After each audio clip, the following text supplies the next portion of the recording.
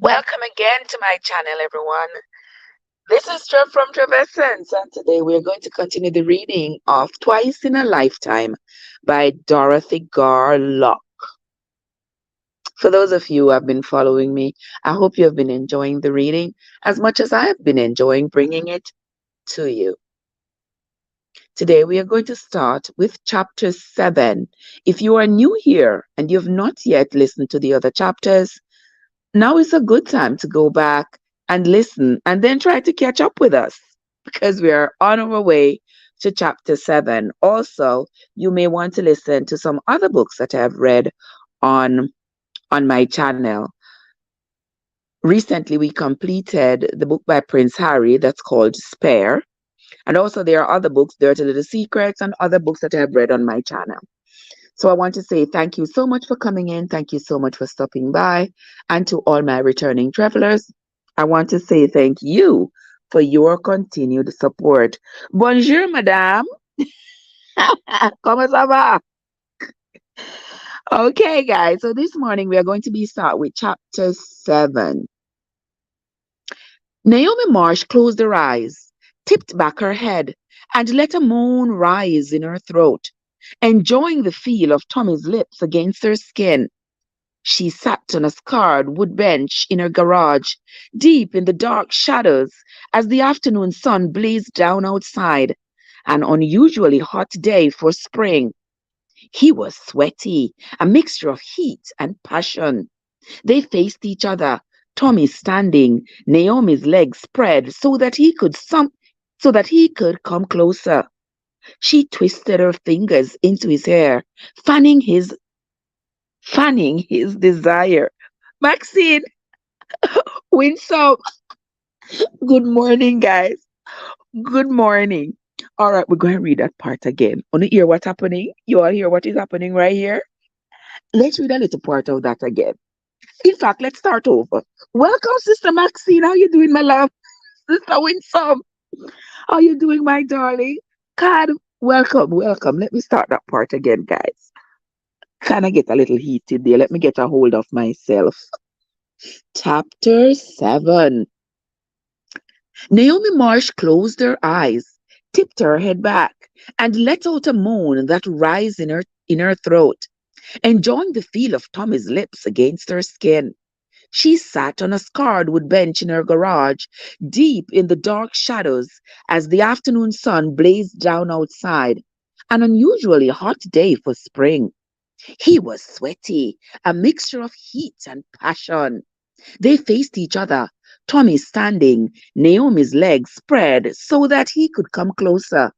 She twisted her fingers into his hair, fanning his desire, feeling it exhaled in hot, raged breath.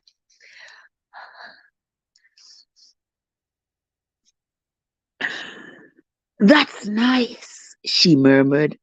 Tommy's lustful longing wasn't surprising. Naomi had taken great pains to make him feel the way he did. She was almost 20, just 3 years older than him, but she was far more experienced in the ways of the world, especially when it came to the desires of a man, or in this case, boy for a woman. Everything she did, every word she said was calculated to get his attention.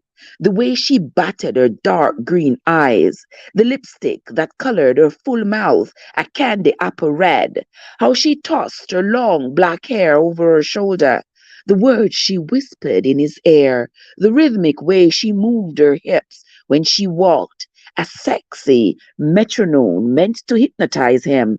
But it was especially in a way she dressed. Heels, white pants that hugged her curves like a second skin, a sleeveless black blouse unbuttoned far enough to allow a glimpse of cleavage. Add it all together, and Tommy could have ignored his lust for her no more than he could shut off the sun. Naomi, Tommy groaned as he slid his hand up her thigh, across her waist, rising towards her breast. Guys, I did not expect this. But hey, we're reading the book, so we're just going to read it all. Yes, Winsome, our book has been finished. Yes, our book has been finished since last week. Naughty boy, she scolded, moving his hand away. But I can't stand it anymore, he complained, his breathing raged and his face flushed. Everything in due time, sugar. Don't you worry none. The day you want so bad ain't that far away. For now, just keep on doing what you were doing. Guys, I forgot how to do and say those things, so let me just read them. Like a well trained dog, Tommy went back to kissing her neck. Naomi smiled. The power that she wielded was potent. She wanted Tommy hanging on her every word, obedient, even a little bit frustrated, bottled up like a volcano ready to erupt. She couldn't have said why it was this way. Not exactly. Tommy was handsome and doting, though immature. The truth was, she had no reason for turning him down. It certainly wasn't because she was a virgin. It certainly wasn't because she was a virgin. At a young age, when most girls were growing into their bodies, she had understood that her looks could get her anything she wanted, so long as she was occasionally willing to give something in return. Oh, she been a little, she been a, leave, leave me alone, cat. I have forgotten, honey. I have forgotten. They say practice makes perfect, but they also say lack of practice makes for an imperfect something.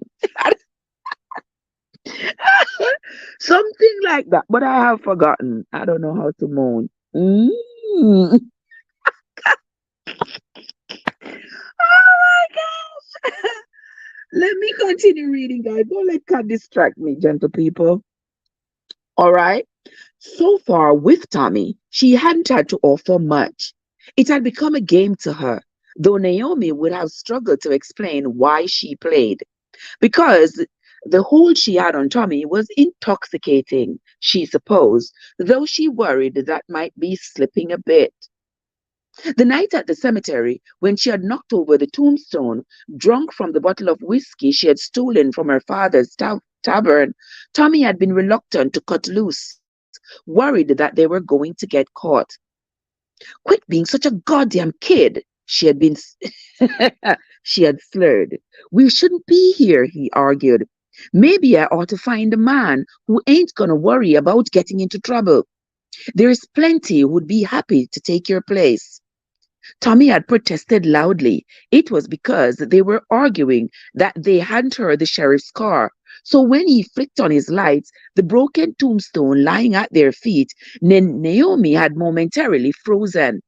Next thing she knew, she was running.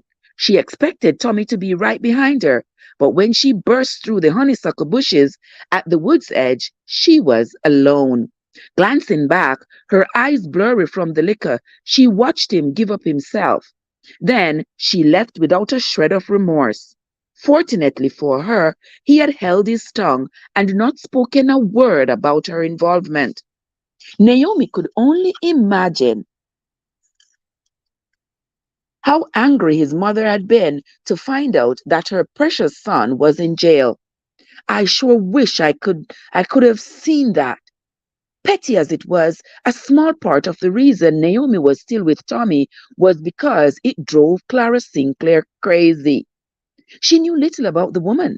As a kid, she had stood in front of Clara's bank window when her father made an infrequent deposit. She had always seemed to be nice enough. Like everyone else in town, Naomi knew that Tommy's father had been killed in the war and that Clara had never remarried.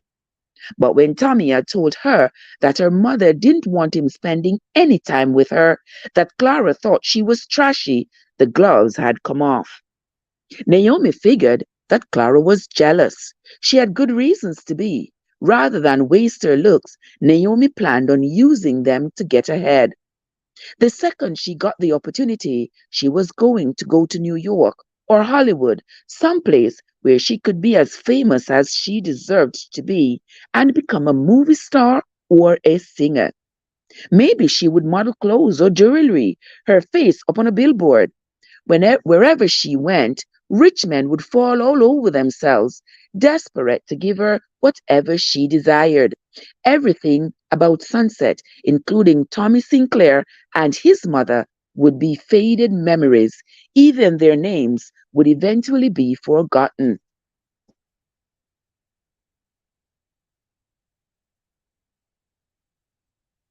But until then, she'd keep on having her fun. Kiss me, she said. He readily obliged. But then, just as Naomi began to wonder if she hadn't been too hasty in keeping Tommy's hands from roaming, his mother's truck, his mother's truck whizzed into the driveway and parked outside. Naomi stiffened. Though she took pleasure in rankling Clara, that didn't mean she wanted to come face to face with her. But surprisingly, when she made to move, Tommy held her in place. She can't see us in here, he said. In the end, it didn't matter. Clara never looked in their direction, but instead headed for the house. Moments later, the screen door banged shut behind her. Naomi exhaled, embarrassed to find she had been holding her breath. You'd probably better get going, Tommy said. I can stay a while longer, she replied, her voice dripping with honey. Now that now that she's gone, we can get back to what we were doing. But when she put her hands on his chest, Tommy took them away. I haven't talked to her in a while, he explained, glancing at the house. If I don't show my face now and then she gets a little nuts, so let her, Naomi said impatiently. Tommy chuckled hastily. That's easy for you to say. You are not the one who has to deal with her guff. Naomi wanted Naomi watched him closely, her eyes narrowing. Once again, she wondered if Tommy wasn't going soft on her, if her control over him wasn't slipping. I don't know about him going soft on her, but let's continue. She may not have wanted to be with Tommy Sinclair forever, but when the day came for it to end, she wanted to be the one who walked away. Damn, what a woman, what a young woman, fixing herself up for a hussy, huh? Fine, she finally said, hopping down off the wood bench. But I'll see you later, right? Yeah, yeah, he answered, still distracted. Naomi grabbed him by the chin and turned his face towards hers. I'd better, she warned. I hate being disappointed. Tommy said his goodbyes to Naomi, pulling her close for one more kiss before she slipped out the garage side door. He wiped her lipstick from his mouth, took a deep breath, and then crossed the yard towards the house, steeling himself for another unwanted and unwarranted lecture. Ever since his mother had gotten him out of jail, Tommy had done his best to avoid her, sneaking into the house late at night after she had already gone to bed, then rising before her, even if it meant arriving at school so early that the janitor hadn't unlocked hadn't unlocked the doors.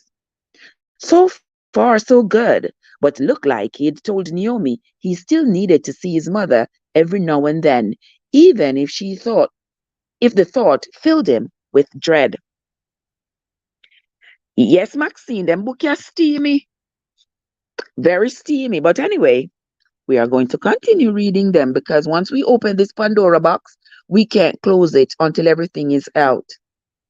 Through the kitchen's open window, Tommy heard a voice. It was his grandmother, surely talking with his mother. He could only imagine what would be said the second he walked through the door. Where have you been? Stop throwing your life away. Naomi doesn't care about you, not the way you think she does. What would your father say if he could see you now?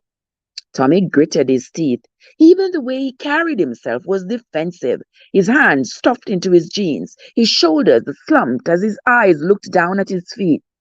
He was sick of all the questions and complaints. His mother's words, her accusations, they stung. She didn't understand. He and Naomi were in love.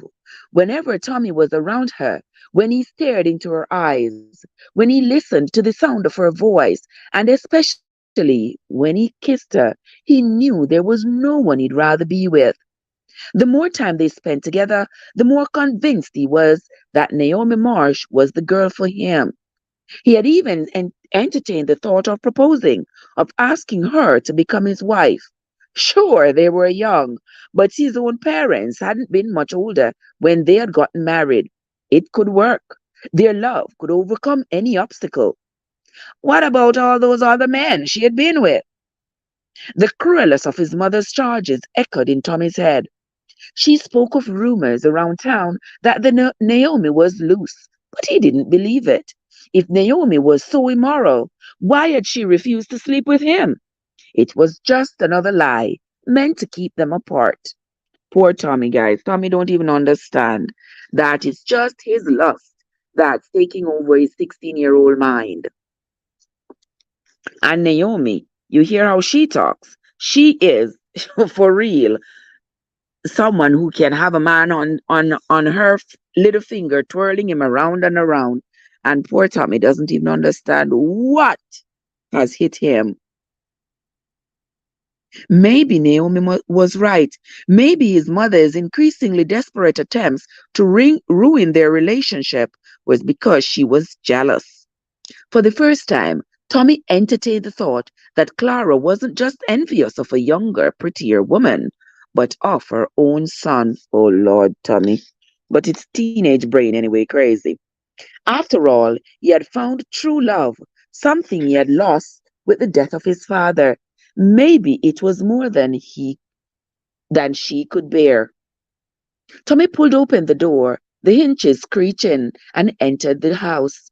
He braced himself, expecting the worst, but he was surprised to find his grandmother alone, sitting at the kitchen table reading a book.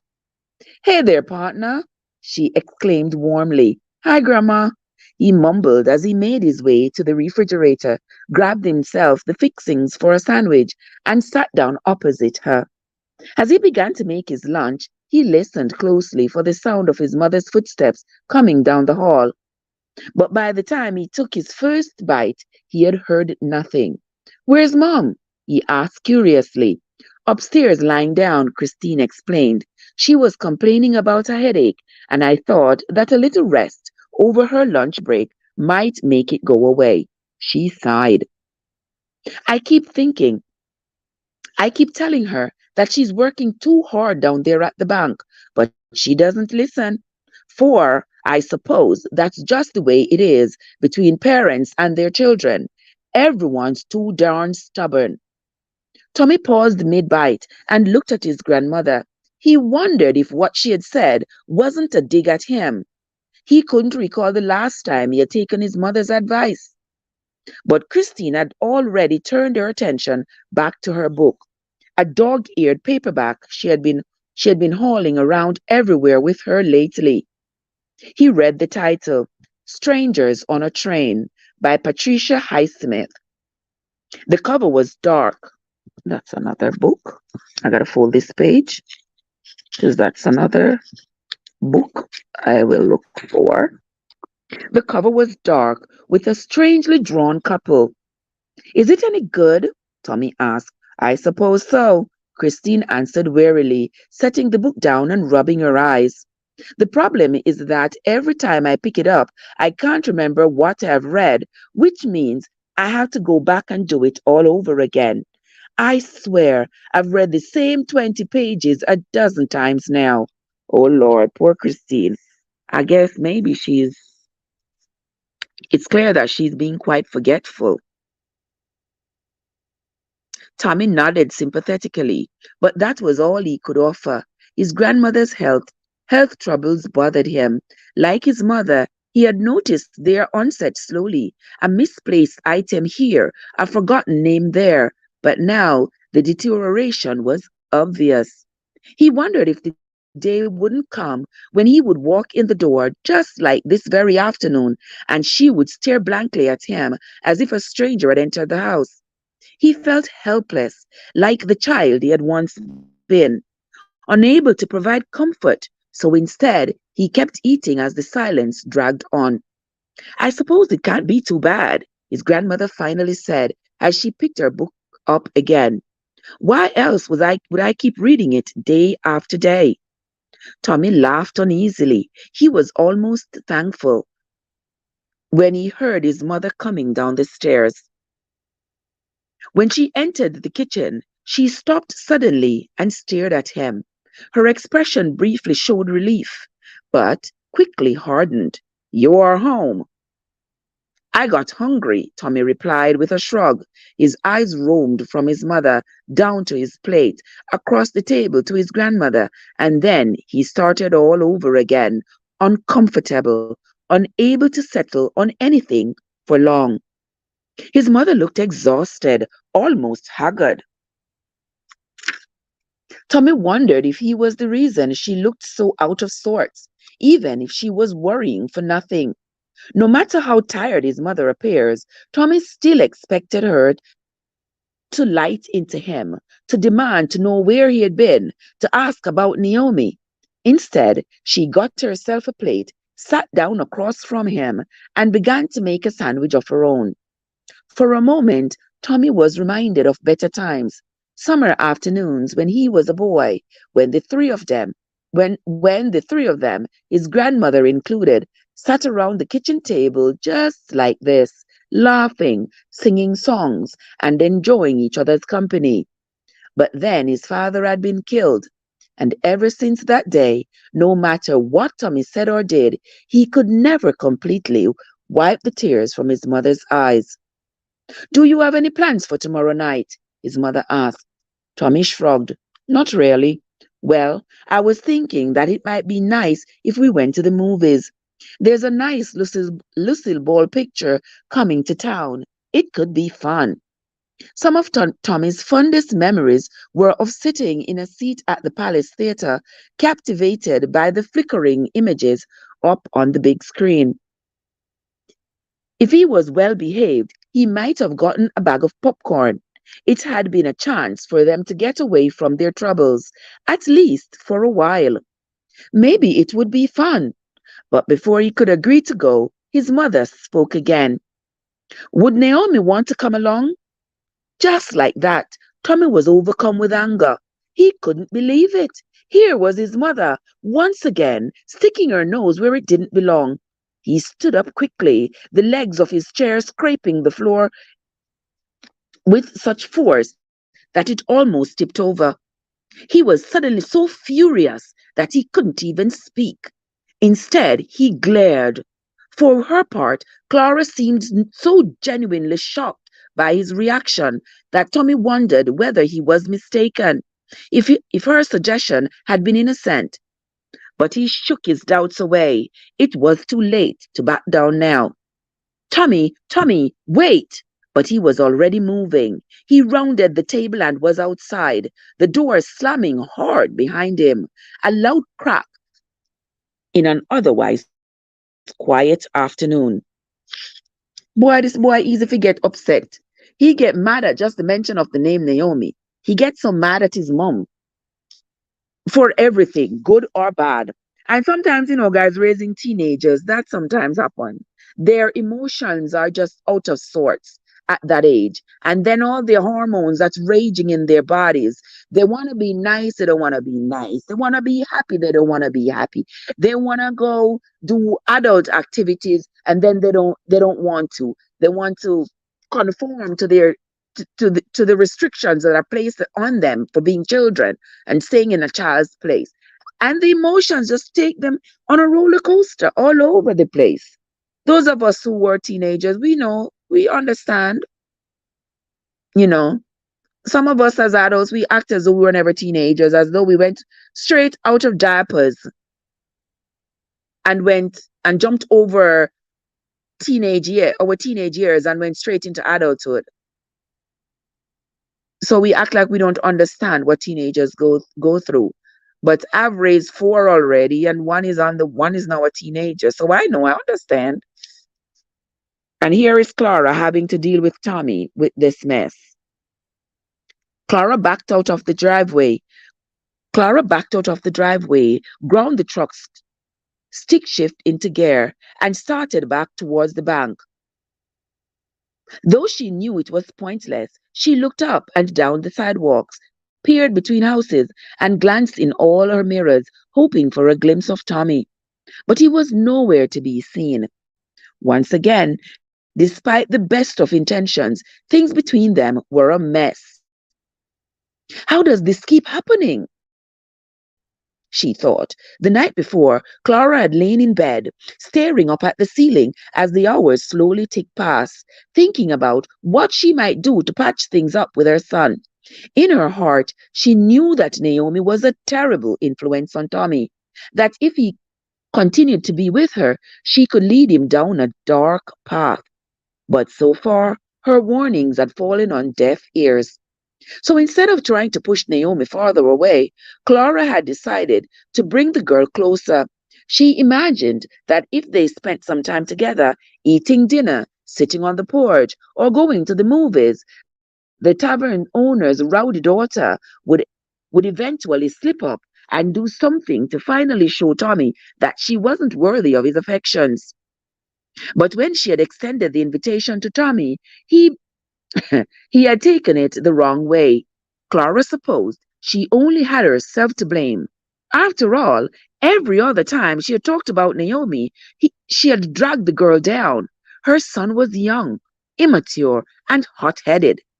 He took the mere mention of his girlfriend's name as a threat to their relationship. And so he had stormed off, putting more distance between them. Clara turned onto Main Street, wine whipped through the open window.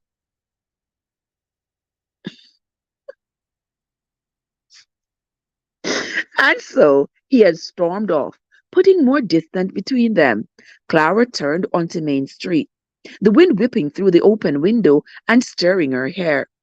When she pressed on the accelerator, she felt the truck sputter before doing as she asked.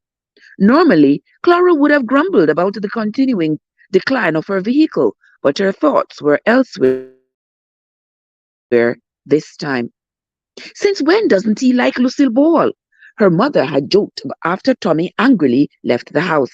Somehow, Clara had managed to smile, but she could see that Christine was as confused and worried as she was.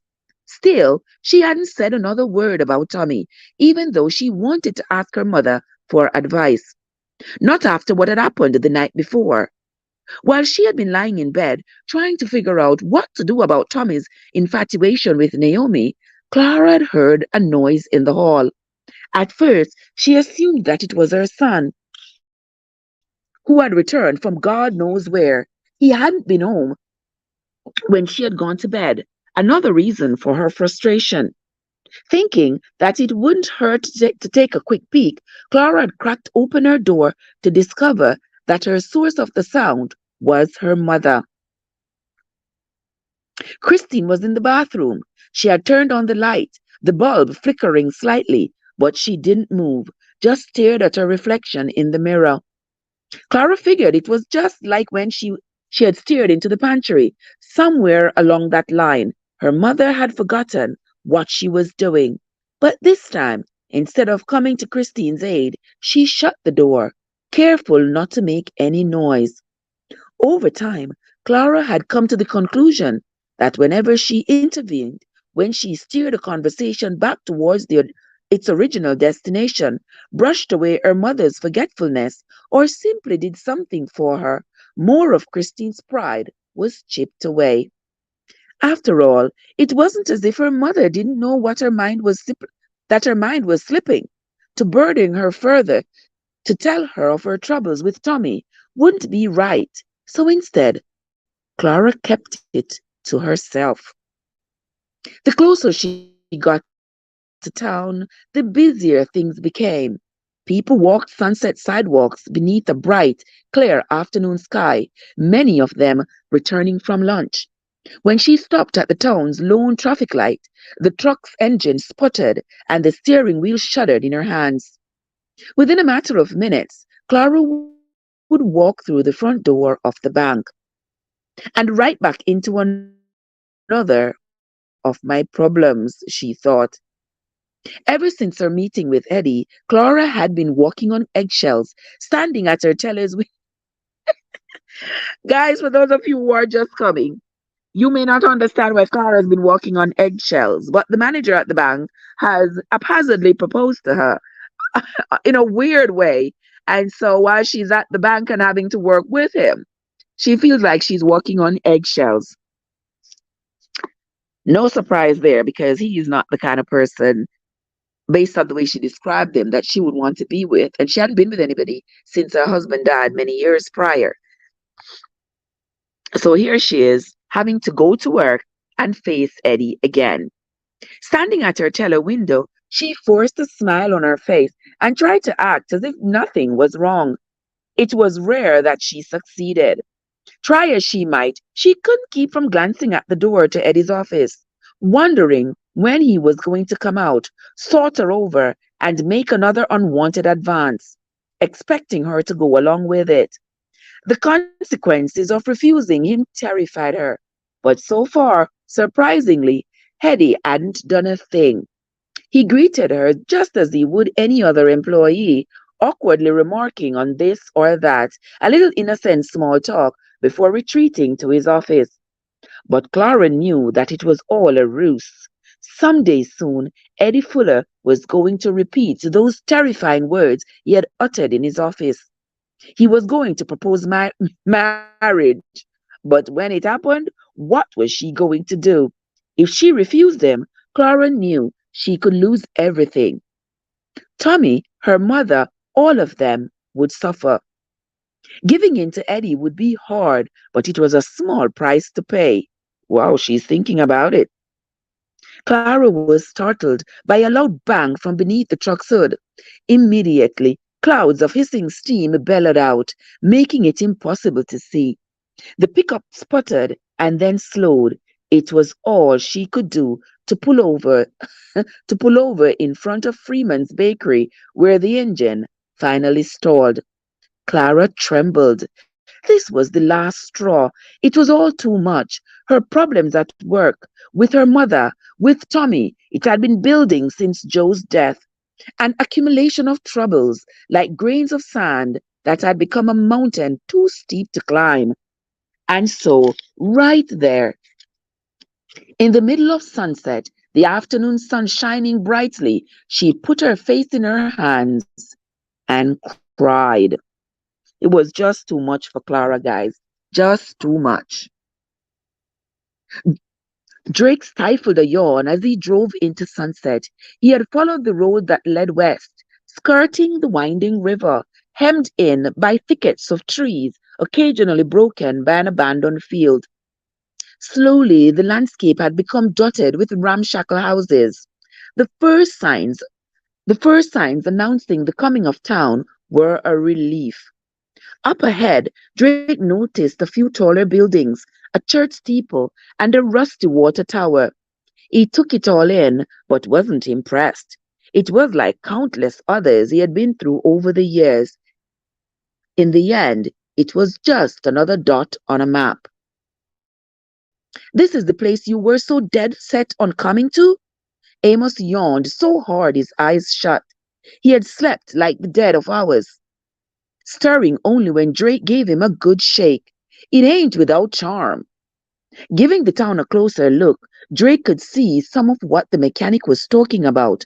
A woman had held hands with a young boy of about 3 years old, and the two of them sang as they walked down the sidewalk, resting against resting against his broom. A shopkeeper cleaned his glasses with his apron. Flowers bloomed in window boxes up and down the street, their colors brilliant in the sunlight. In a way, it reminded Drake of Hampton, the Missouri town he had settled in shortly after leaving home. Maybe this place isn't so bad after all.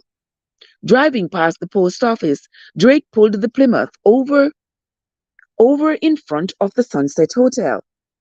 Amos looked at the weather-beaten sign with confusion. Why are we stopping here? To get a room? Seeing the other man's frown, Drake added, Don't tell me you are already thinking about leaving. I hadn't planned on spending the night, that's all. Well, too bad. Ambushed. Not ambushed, guys, but I am bushed. You might not mind sleeping all wedged up against the window, but my neck is killing me. I need a bed. Amos opened his mouth as if he wanted to say more, but he didn't. Instead, he glanced over at the side mirror, looking back the way they had come. What's the matter? Drake asked. Nothing, the mechanic answered with a shake in his head. Look, look, we spend the night, get rested up, have a bite to eat at what passes for a diner around these parts, and then get back on the road. Smiling, he added, Who knows? Maybe we can even scrounge up a little action. There's got to be someone in Sunset who think he's got a faster ride. Amos nodded in agreement, but Drake could see that his thoughts were elsewhere. The two men got out of the car. Go grab us a room, Drake said. I'm going to stretch my legs. Take a look around. The older man took a couple of steps towards the hotel, but then turned around, reached inside the car, and grabbed his jacket. Before Amos finally went inside, he paused and took a last look back up the road. What the heck has gotten into him? Drake stifled a yawn as he squinted up at the sun, enjoying the feel of its heat against his skin. He nodded politely to an older couple as they walked by. The man touched the brim of his hat in friendly greeting. He was just about to go for a walk or maybe ask around for a good place to eat when he heard a loud bang. Across the street, an old pickup truck whizzed over to the sidewalk. Steam billowed out from under its hood, a familiar sight in Drake's line of work. Seconds passed. Drake figured that the driver would get out and take a look, but the door stayed shut. Then he noticed a woman sitting behind the wheel. She was crying. Drake looked up and down the street. He expected to see someone coming to her aid, but surprisingly, he seemed to be the only person who had noticed. He thought about ignoring her, about going back to the hotel and helping Amos unload their things, getting a bit of rest, and who knows what else. After all, it wasn't his problem. But something, an unfamiliar feeling, wouldn't let him turn away. Oh, hell, he said, and started across the street.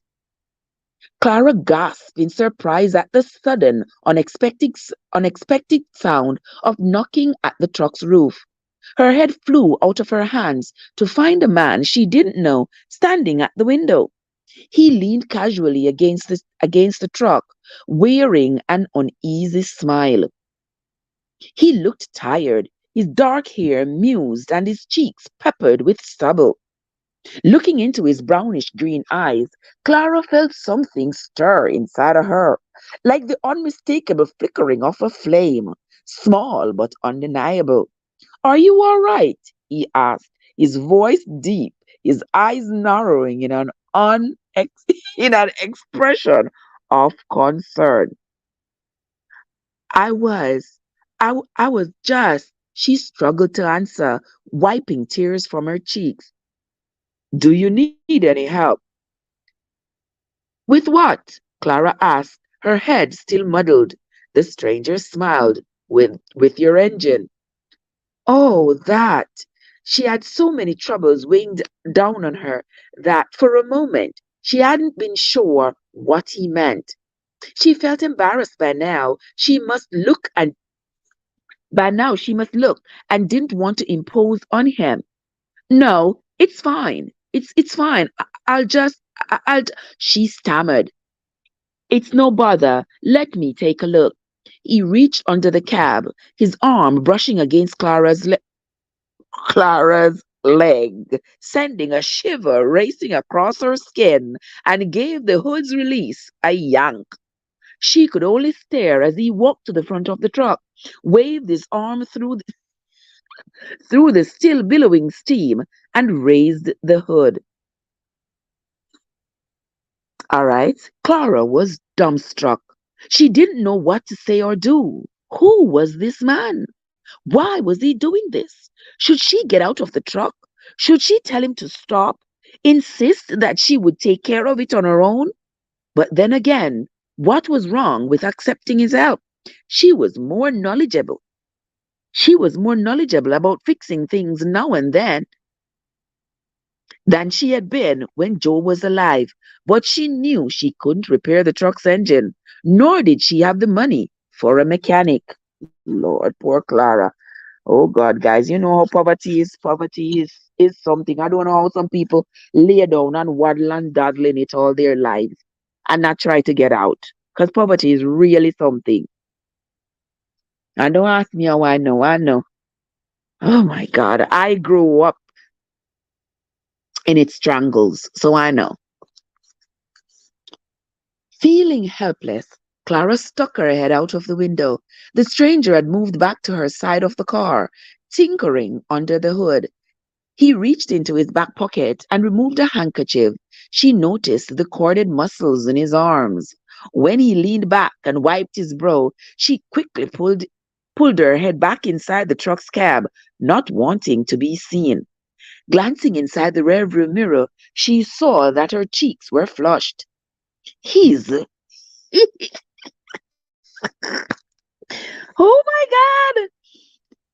Let's life hit her with a 1-2 punch. Oh yes, she has been hit up and down, up and down. Oh, grazed her leg. Grazed her leg.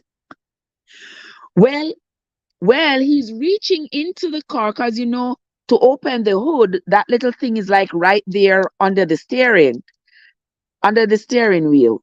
So he's reaching under there to open the hood. So that's how his hand brushed against her thigh. Her thigh, her leg. Why am I thinking of thighs?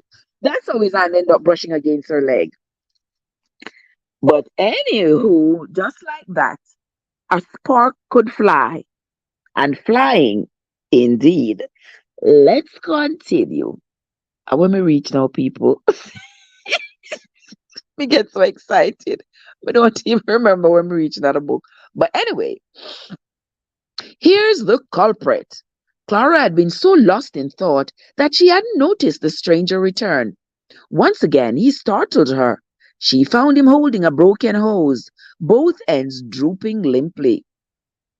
These things can take a heck of a beating, but there always comes a point when they give out, he explained with a chuckle. Looking over the old truck, he added, "You are lucky it didn't happen sooner." "Thank you," Clara told him, genuinely meaning it, before quickly turning away. There was something about his eyes, about him, that made her feel a little self-conscious. "I'll call the garage and see if they have a replacement." "I've got a better idea," the stranger said, stepping away from the car. He looked back up the street. Clara followed his gaze at the Sunset Hotel, where an older man stood on the sidewalk, turning around in confusion, as if he was trying to find someone. The stranger put two fingers in his mouth and made a short but loud whistle. His companion saw him, waved, and trotted over. "I wondered where the heck you've gotten off to," he said when he arrived, a little out of breath. "Afternoon, ma'am," he added politely to Clara. "We still have any radiator houses? We still have any radiator hoses in the trailer?"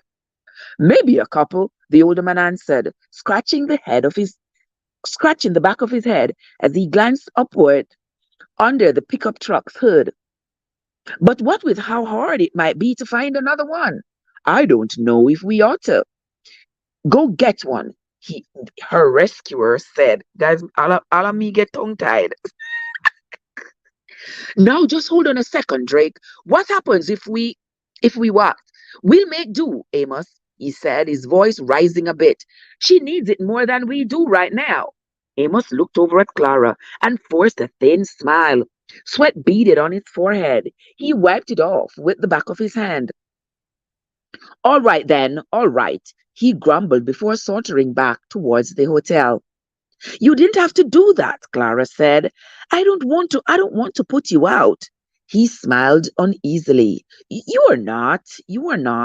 Amos is something of a warrior. He hoards parts like they were made of gold. I particularly have to beg him for a new fan belt. Why are you traveling around with parts you can spare?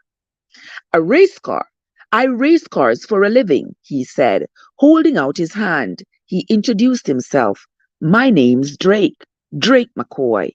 Clara Sinclair. She gave him her hand, so small that it almost disappeared inside of his. When he let it go, he left streaks of grease behind. Sorry about that, he apologized. He turned his hands over in the bright sunlight.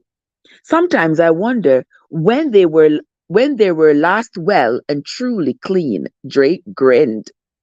Maybe I shouldn't have said it quite like that. You are going to think it's been years since I took a bath.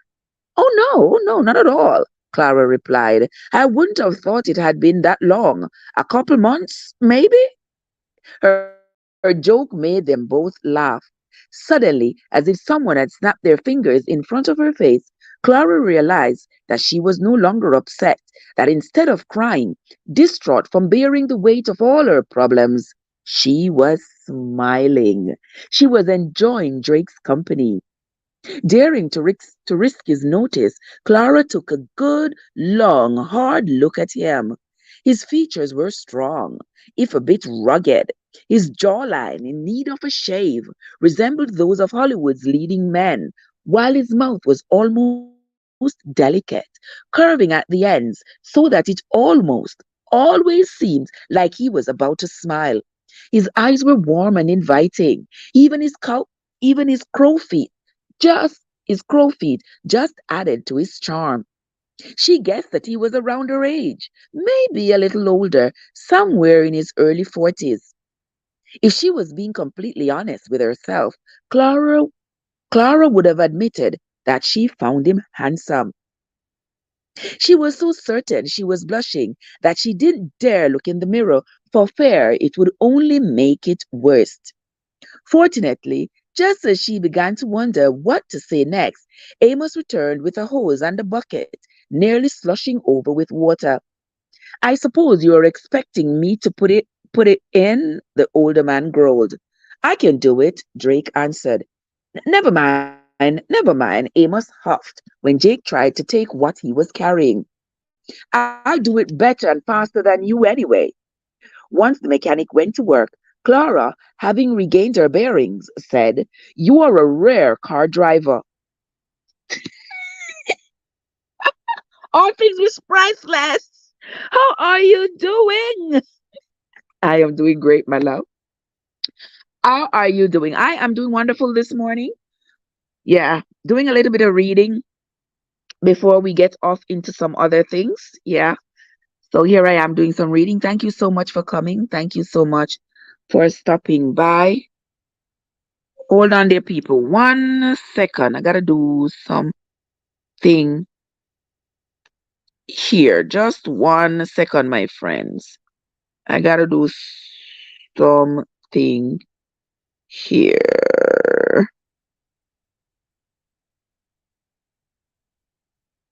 Okay. Okay, here I am. All right.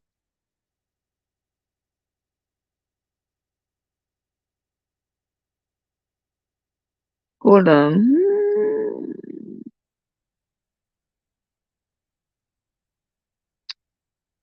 Mm, okay. All right, let us continue. Once the mechanic went to work, Clara, having regained her bearings, said, You are a race car driver. Drake nodded, running a hand through his dark hair. My father wanted me to be a farmer, but but I was only ever good at driving fast. It sounds exciting. Some days, others, some days, others, I wonder what it would be like to do something different, something slower, where I could help people. Clara frowned.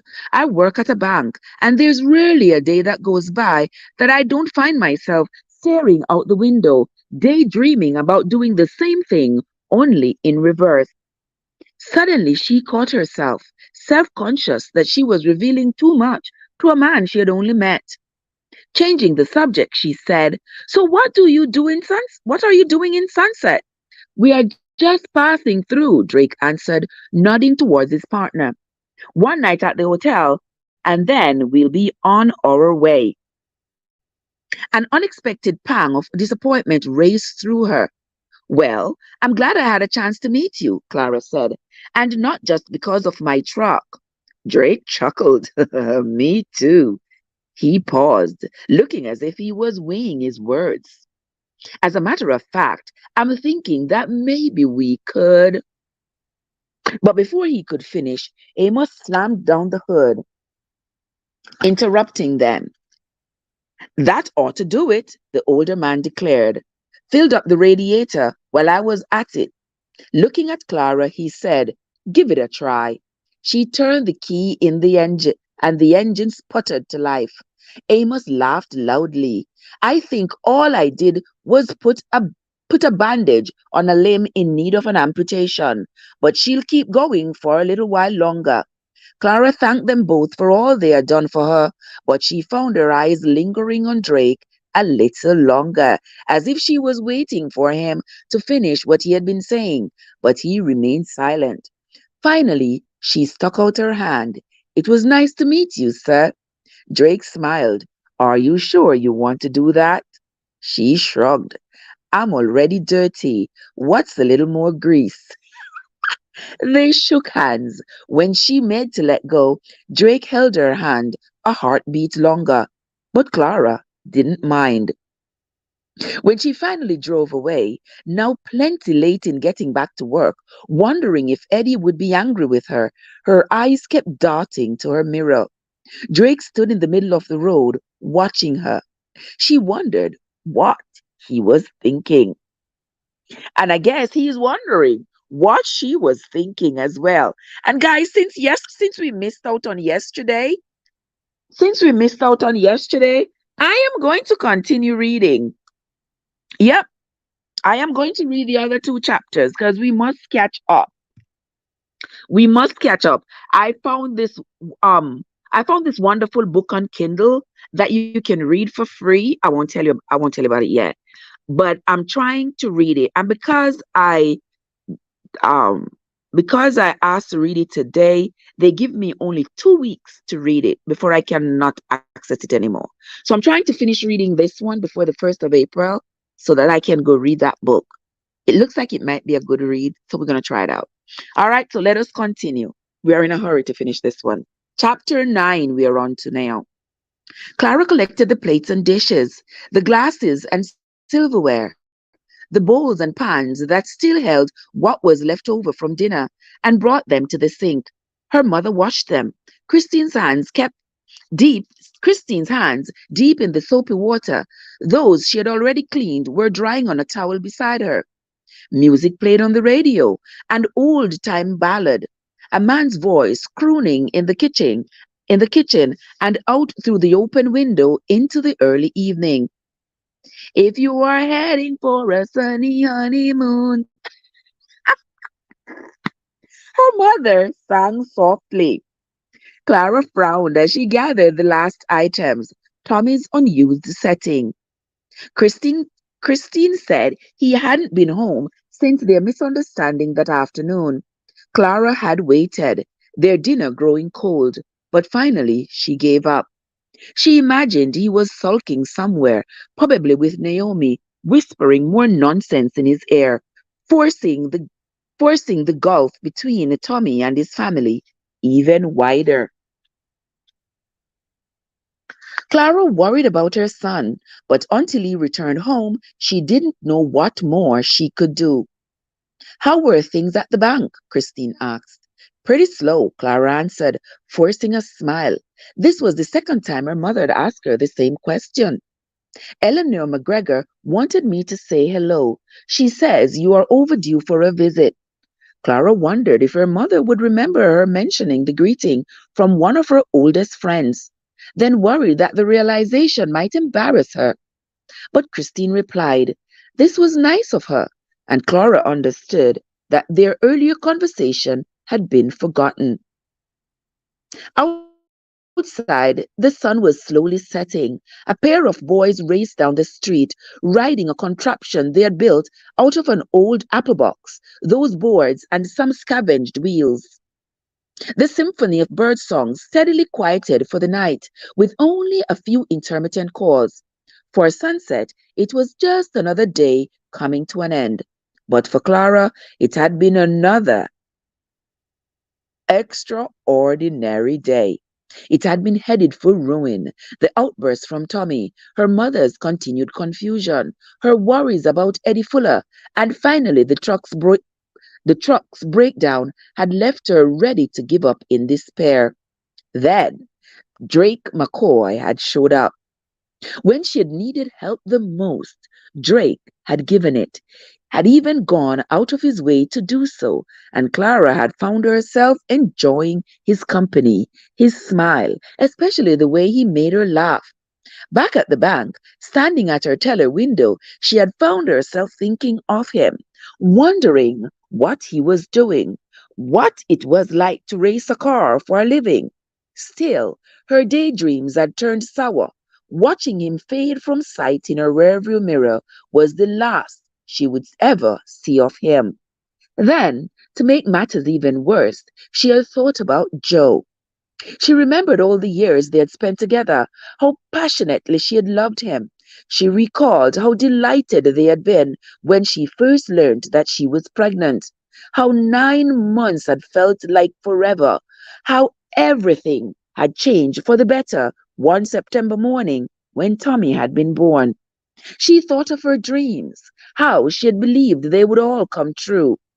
Shame had flushed Clara's cheeks, that she had been so happy in another man's company that she found him handsome, made her angry at herself. Was she some silly teenager, swept off her feet because a man gave her a little attention? Drake had helped her. She had thanked him for it, and that's all it was. Fortunately, Eddie had stayed in his office all afternoon, leaving her plenty of time to think. How come you never go out on any dates? Clara was so dumbstruck by her mother's question that she nearly dropped the plate she had been holding. What? What did you say? She stammered. I was just thinking that it's a shame you spend so many nights home with me when you could be at the movies, dancing, or whatever it is your young couples do these days. Christine explained, showing her daughter her soapy hands. She added, anything would be more exciting than this. Clara didn't know what to say.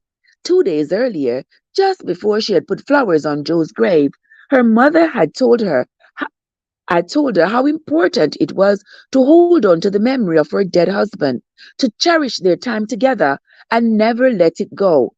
At first glance, Clara assumed that this was just another example of her mother's deteriorating memory.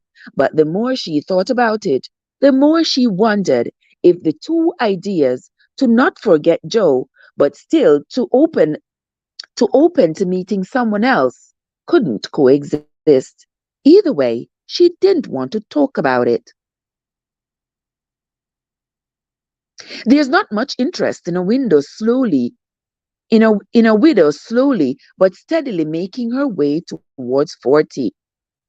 Clara said, Clara said, hoping that would be the end of it.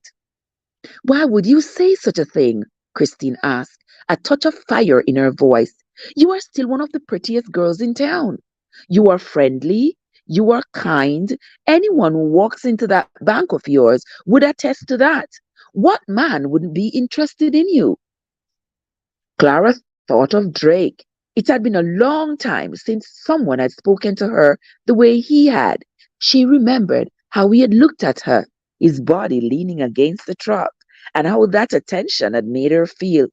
She could still see him standing in the middle of the street, watching, waving. Well, no one has come along yet, Clara said as she took another wet dish from her mother. So even if I was of the mind to. Before Clara could say another word, she was interrupted by a sudden, insistent knocking at the door. She looked at her mother. Neither of them were expecting anyone. Clara went to answer. On the way there, she realized that she had forgotten to dry her hands, so she wiped them on her skirt. Someone stood outside, but with the thin cur- but with the thin curtain covering the door's glass and the murky light of dust, she couldn't tell who it was. But if she was surprised to have a visitor at such a late hour, she was stunned by who she found when she opened the door. It was Drake McCoy. He found her. He found her. He found her, guys. He found her. It was Drake McCoy. You keep pacing like that. You keep pacing like that. You are gonna wear a hole in the floor. Drake stopped and looked at Amos. The mechanic lounged on his bed, one hand behind his head, the other holding the folded up newspaper he had bought that afternoon. An open beer bottle sweated on the nightstand. I've got a lot on my mind, is all Drake answered. The only thing you ought to be thinking about is getting up bright and early and heading on down the road. Drake didn't answer. He still thought it strange that Amos had been so intent on reaching sunset, only to now be chomping at the bit to leave. But Drake's attention was elsewhere, on someone in particular. He couldn't stop thinking about Clara Sinclair. Ever since he had watched her drive away, Drake had played their every moment together. The things she had said, the way she had blushed, the sound of her laugh, and especially how she had looked, her beauty. Whenever he closed his eyes, he saw her smile, the perfect curve of her cheek, the way she pushed loose strands of her dark hair behind her ear. But he was drawn to her eyes, marveled at how they pierced him, that when she looked at him, he felt like the luckiest man in the world just to have her attention. You sound like a damn kid. He had chided himself more than once. It had been a long time since Drake had met a woman who so completely captivated him. There had been a few over the years, companions who lasted only a short time, long enough to give each of them that fleeted something they needed. He had always been a nomad, more married to his work than to any relationship. But somewhere in the back of his mind, Drake had always figured that someday he would meet the right woman, the one who would put a halt in his wanderings, someone with whom he could settle down and make use of the money he had been saving for so long. Clara Sinclair stirred something in him, even if he had only known her for a few short minutes.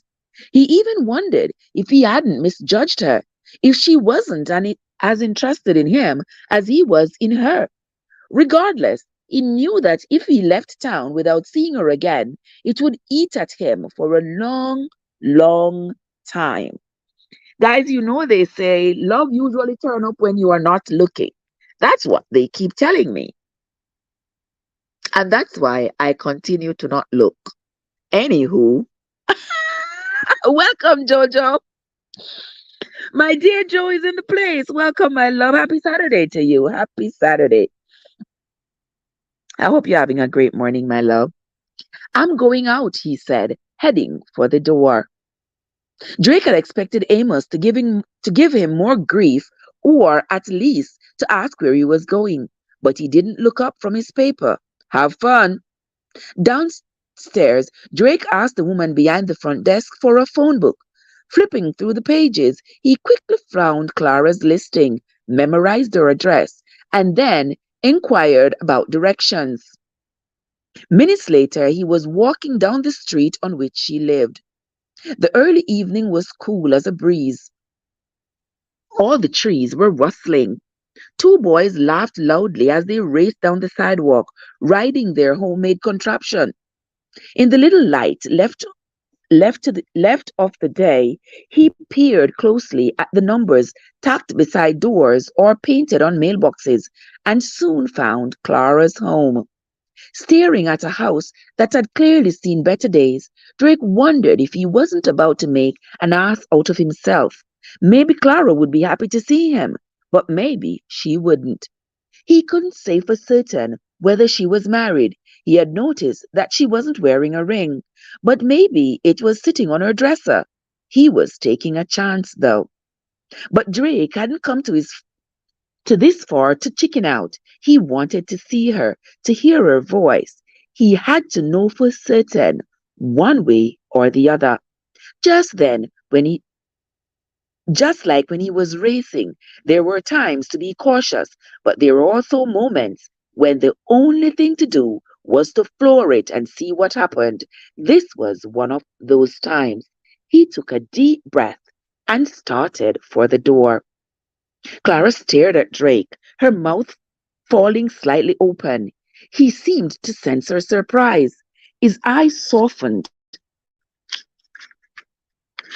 and a smile slowly spread across his face, as if he had done it a dozen times before.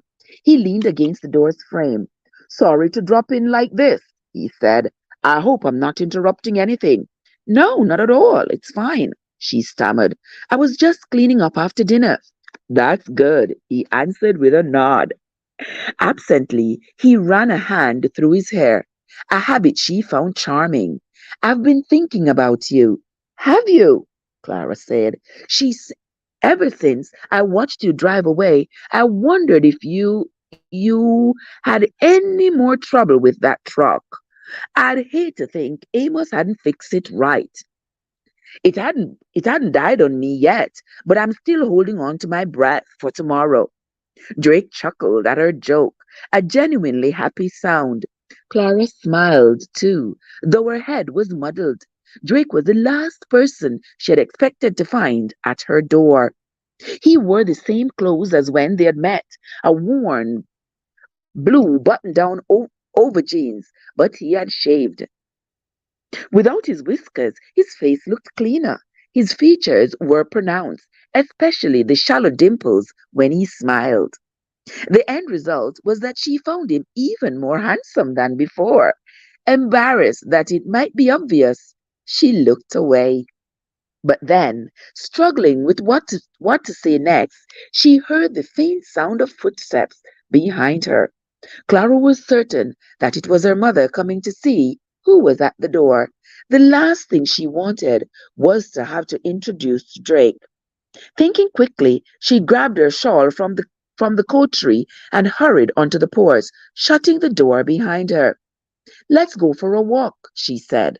Drake smiled. "That sounds like a great idea." On the sidewalk, Drake nodded back towards her truck. "That's a 35, isn't it?" he said. "I'm not exactly sure, but somewhere around there." Clara answered. Clara answered. Unspoken was her memory of the day Joe bought it slightly used, how he washed it in the driveway, the hours spent under the hood, tinkering with the engine, making sure it ran right, all the little details she had neglected over the years. You might find this hard to believe, but that year and make it considered something of a classic, Drake explained. Still, when they are that old, there's no shortage of things that can be wrong with them. "I'd like to take better care of it," Clara admitted. She looked at her home and softly added, "I'd like to take better care of all the things that I have to do these days." "I think you're doing just fine," Drake offered. Clara forced a smile. She hesitated and then said, "My son needs help when he can." Even in the growing darkness, she saw that her revelation surprised him, though it didn't show on his face for long. "How old is he?" Tommy is 16, going on 30, Clara said with a short laugh. Seems like only yesterday when he was running around in short pants. Drake nodded. When I was around that age, I was hell on my folks. I wanted to be anywhere other than where I was, under their roof, abiding by my father's rules. It's a tough time in a boy's life. We think we have all the answers, but we don't. I wish I had some of my own. It's been hard raising him by myself. This time, Clara didn't see Drake's reaction, but but she did notice his lack of a reply. Too polite to ask the questions he most surely had. Instead, they walked silently. The curtain of evening had fully descended, with only the faintest hint of light on the western horizon. The street lamps began to switch on. They moved from one bright circle to the next. They passed the overturned boxcar the boys had been playing with, its wheels silenced for the night, its owners inside and getting ready for bed. In almost every house they walked by, lights were on as families settled down for a late dinner or to listen to a radio show. The wind had picked up a notch, carrying with it a chill, making Clara put her shawl a little tighter around her shoulders. We can head back if you would like, Drake told her. I'm fine, she answered. I don't do this as much as I should. I used to, Clara hesitated, suddenly uneasy about saying more. But in the end, I don't really have anything to lose. My husband and I used to go for walks in the years before he died, Clara said, as matter of factly, laying herself bare just as she had done about Tommy. So here is Clara kind of opening up herself to Drake, even though she had just met him. And that does happen sometimes when you meet somebody and you like feel like you have a connection with them. Sometimes you open up and say things that under other circumstances you would keep under wraps. But that's how it is. It's our human nature. And I bet she's going to feel like she has met him a long time ago, even though they have just met. In the war? Dre asked, his eyes fixed straight ahead. Clara nodded. Her heart raced. I was in the army, he told her, sharing a part of himself as if in exchange for what she had offered him. I was a mechanic. I fixed just about anything that had an engine: jeeps, tanks, transport trucks, motorcycles, you name it. My unit was stationed in England, then followed the invasion into France, and finally on to Germany. Drake paused, as if searching for the right words. I saw a lot of good men die and often wondered about who they had left behind, their families and friends. When I finally came home and saw women wearing black flags hanging at half mast, I knew. Clara fought back tears. Drake stopped walking. He turned to look at her, his gaze steady yet sad. I'm sorry for your loss. Thank you, she managed before walking on, knowing that if she didn't, she would break down. She didn't want him to see her cry. In the years since the war had ended, Clara had met other veterans, soldiers, sailors, and pilots, men who had once been Joe's age, men like Drake who had fought for their nation and for freedom. When they had earned their victory, bleeding and dying on foreign soil, they had returned to their former lives, to children, to wives, to their homes and businesses, putting all they had seen behind them. Most were restrained when they spoke about it, choosing their words carefully, just as Drake had done. They were heroes, yet humble. The two of them walked beneath the moon as it slowly traced its arch across the sky, surrounded by an endless number of twinkling stars. It didn't take long for Clara to be put at ease, relaxed in Drake's company. He told her about where he had grown up, about how different the flat farmland of Iowa was from Sunset. They shared jokes, tried to remember the lyrics to a song that had been popular when they were younger, and wondered whether it was birds or bats that they were swooping between the trees. It was so easy for her to be with him, watching how he smiled beneath the streetlights, hearing the joy in his voice. Clara found herself smiling and laughing right along with him, captivated by the stranger who had unexpectedly entered her life. But that was the thing. It didn't feel like Drake was a stranger. Being with him, listening to him talk, sharing his company was comfortable, as easy as she had known him for years. At the same time, it was exhilarating, exciting, something different from the everyday doldrums her widowed life had become. She was having such a good time that she was surprised when Drake stopped back in the front of her house. "Here we are," he said. Gently, he reached out and took her hand to his own. It was the first time he had touched her all night. Clara allowed it, his skin warm against hers, welcoming. She looked up into his eyes. "I had a nice time tonight," he said. "Me too." Drake smiled a bit sheepishly. "I suppose this is as good of a time as any to admit that I wasn't completely truthful earlier." "About what?" Clara asked. "I didn't really stop by to check on your truck." He paused, his eyes roaming across her face. "I came by because I couldn't bear the thought of never seeing you again." Clara's pulses quickened. "All afternoon I couldn't get you out of my head," he continued, inching closer, his free hand reaching out to remove a few strands of hair from her face, his thumb sliding softly across her cheekbone. "I kept thinking about where you were, what you were doing. So I decided to come look for you, to see you again. I thought about all the things we might say, the laughs we might share. By the time I knocked at your door, I had it all played out in my mind." "Was it what you thought it would be?" Clara asked, her voice little more than a whisper. Drake shook his head. "It was better. It was better." Slowly, he leaned towards her. Clara knew what was about to happen. Though decades had passed since her first kiss, she could remember how she had felt, her heart pounding as butterflies fluttered in her stomach.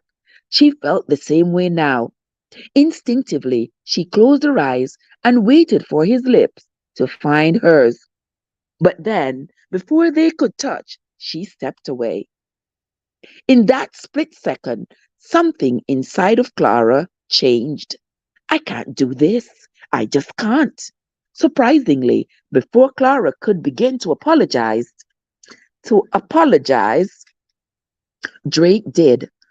"I'm sorry. I'm sorry," he said as he allowed her hand to slip from his. That was too forward for me." "It's not you," she insisted. It's just.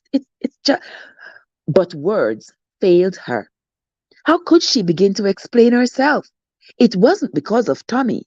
It wasn't because of her mother, or that her mother might have been watching, or because she had only just met Drake. It wasn't even because of Joe, or their marriage vows, or that only a couple of days before she had put flowers on his grave, mourning all she had lost.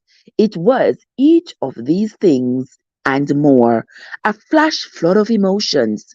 It made no difference that she was attracted to Drake, that he was charming and funny, or that he was clearly interested in her. She couldn't kiss him. She wouldn't. Not here. Not now. Not ever. I, I'm, I'm sorry. I'm so sorry, Clara managed as tears filled her eyes. Sadness and ache rose inside her like a wave. In moments, she would be overwhelmed, racked by sobs. Worst of all, she'd look as foolish as she felt. So instead, she ran. It was a blur towards the house, stumbling up the stairs and reaching for the door, all while Drake called her name. Unlike that afternoon, when she couldn't take her eyes from the mirror, watching him. This time, Clara didn't dare look back. He was about to kiss her. Oh my God, Courtney, what's up? What's up, Courtiana? How you doing? Good to see you. Thank you so much for coming. Thank you so much for coming. I sincerely appreciate you, my love. We are on. Thank you so much, God. Tell them, God. Tell them, tell them, tell them, tell them. We are on to chapter 10. This is going to be the next chapter for today. Chapter 10. This is going to be one hell of a day. Amos Barstow pulled a pack of cigarettes from his breast pocket, tapped, tapped one out, lit it, and took a deep drag, holding the smoke in his lungs until it burnt before blowing it out. Early morning sunlight streamed through a tangle of trees, dappling the ground and warming his skin. Most mornings he imagined that he would have heard plenty of sounds, leaves rustling in the soft breeze, squirrels chittering as they dug up the nuts they had buried last fall, water gurgling in a nearby stream. But today he couldn't hear a thing over the loud, growling roar of a pair of car engines just itching to be let loose. Drake sat behind the wheel of the Plymouth, his face impassive, his eyes fixed on the long stretch of dirt road in front of him.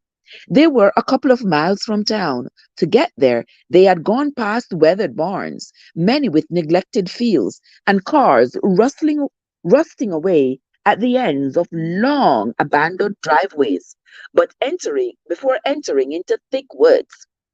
Ahead of the Plymouth, the road ran for a couple of miles before narrowing into a covered bridge that spanned a small creek. Your driver ready? Amos turned to see a man approaching. He looked as worn as a gnarled log, his age hard to determine, though he was unquestionably old, with wrinkled, unfashionable clothes and a cane that helped with a limp. Earlier that morning, in Sunset's other diner, they had struck up a conversation over scrambled eggs, one that had soon turned into a wager. First one across the bridge wins $50 cash. As rain, Amos answered, nodding at Drake. Yours? My boy's itching to go. The man replied confidently, as if he already knew the outcome, almost as if he felt guilty about it. If he's gonna be about crying when this is over, it sure as shit ain't gonna be me. A brand new Chrysler New York, a brand new Chrysler New Yorker hardtop idled beside the Plymouth. Though he tried not to show it, Amos was impressed. It was gray-blue in color, with sleek curves, shiny chrome, a one-piece curved windshield, and white wall tires. As good as the car looked on the outside, it was all too aware that of what was under the hood. Its Hemi V8 engine had the highest horsepower output of any model around. Still, Amos wasn't the slightest bit worried. Even if someone had a fast car, they still needed a driver capable of making it go. When he peered into the Chrysler, Amos had a stifle of a laugh. Behind the wheel sat a boy, the spitting image of his father, only younger and dirtier, a country bumpkin who, even if he was the best around these parts, was just the sort of punk Drake ran rings around. While Amos's driver might try to make it look competitive, a trait the mechanic hated, there was no way he would lose. It was easy money. Lock, stock ya. Lock, stock ya, look to your fella, the other man said, before heading over for a few last words with his son. Only one of us is gonna need it. In his head, Amos was already counting his winnings. Within the hour, with another wad of cash split between them, he and Drake would finally drive out of his godforsaken town. Looking at the map that morning, Amos was already settled on Arrow's Landing as they needed as their next destination, another backwater, forgettable place. So you see, he already thinking about the money. He, he's never thinking that anybody else is going to win a drag race. He's always thinking he's going to be the winner and he's going to have that money. My sister Swoop Like Me is in the place. How are you doing, my love? So good to see you. Thank you so much for stopping by, my dear. I sincerely appreciate you.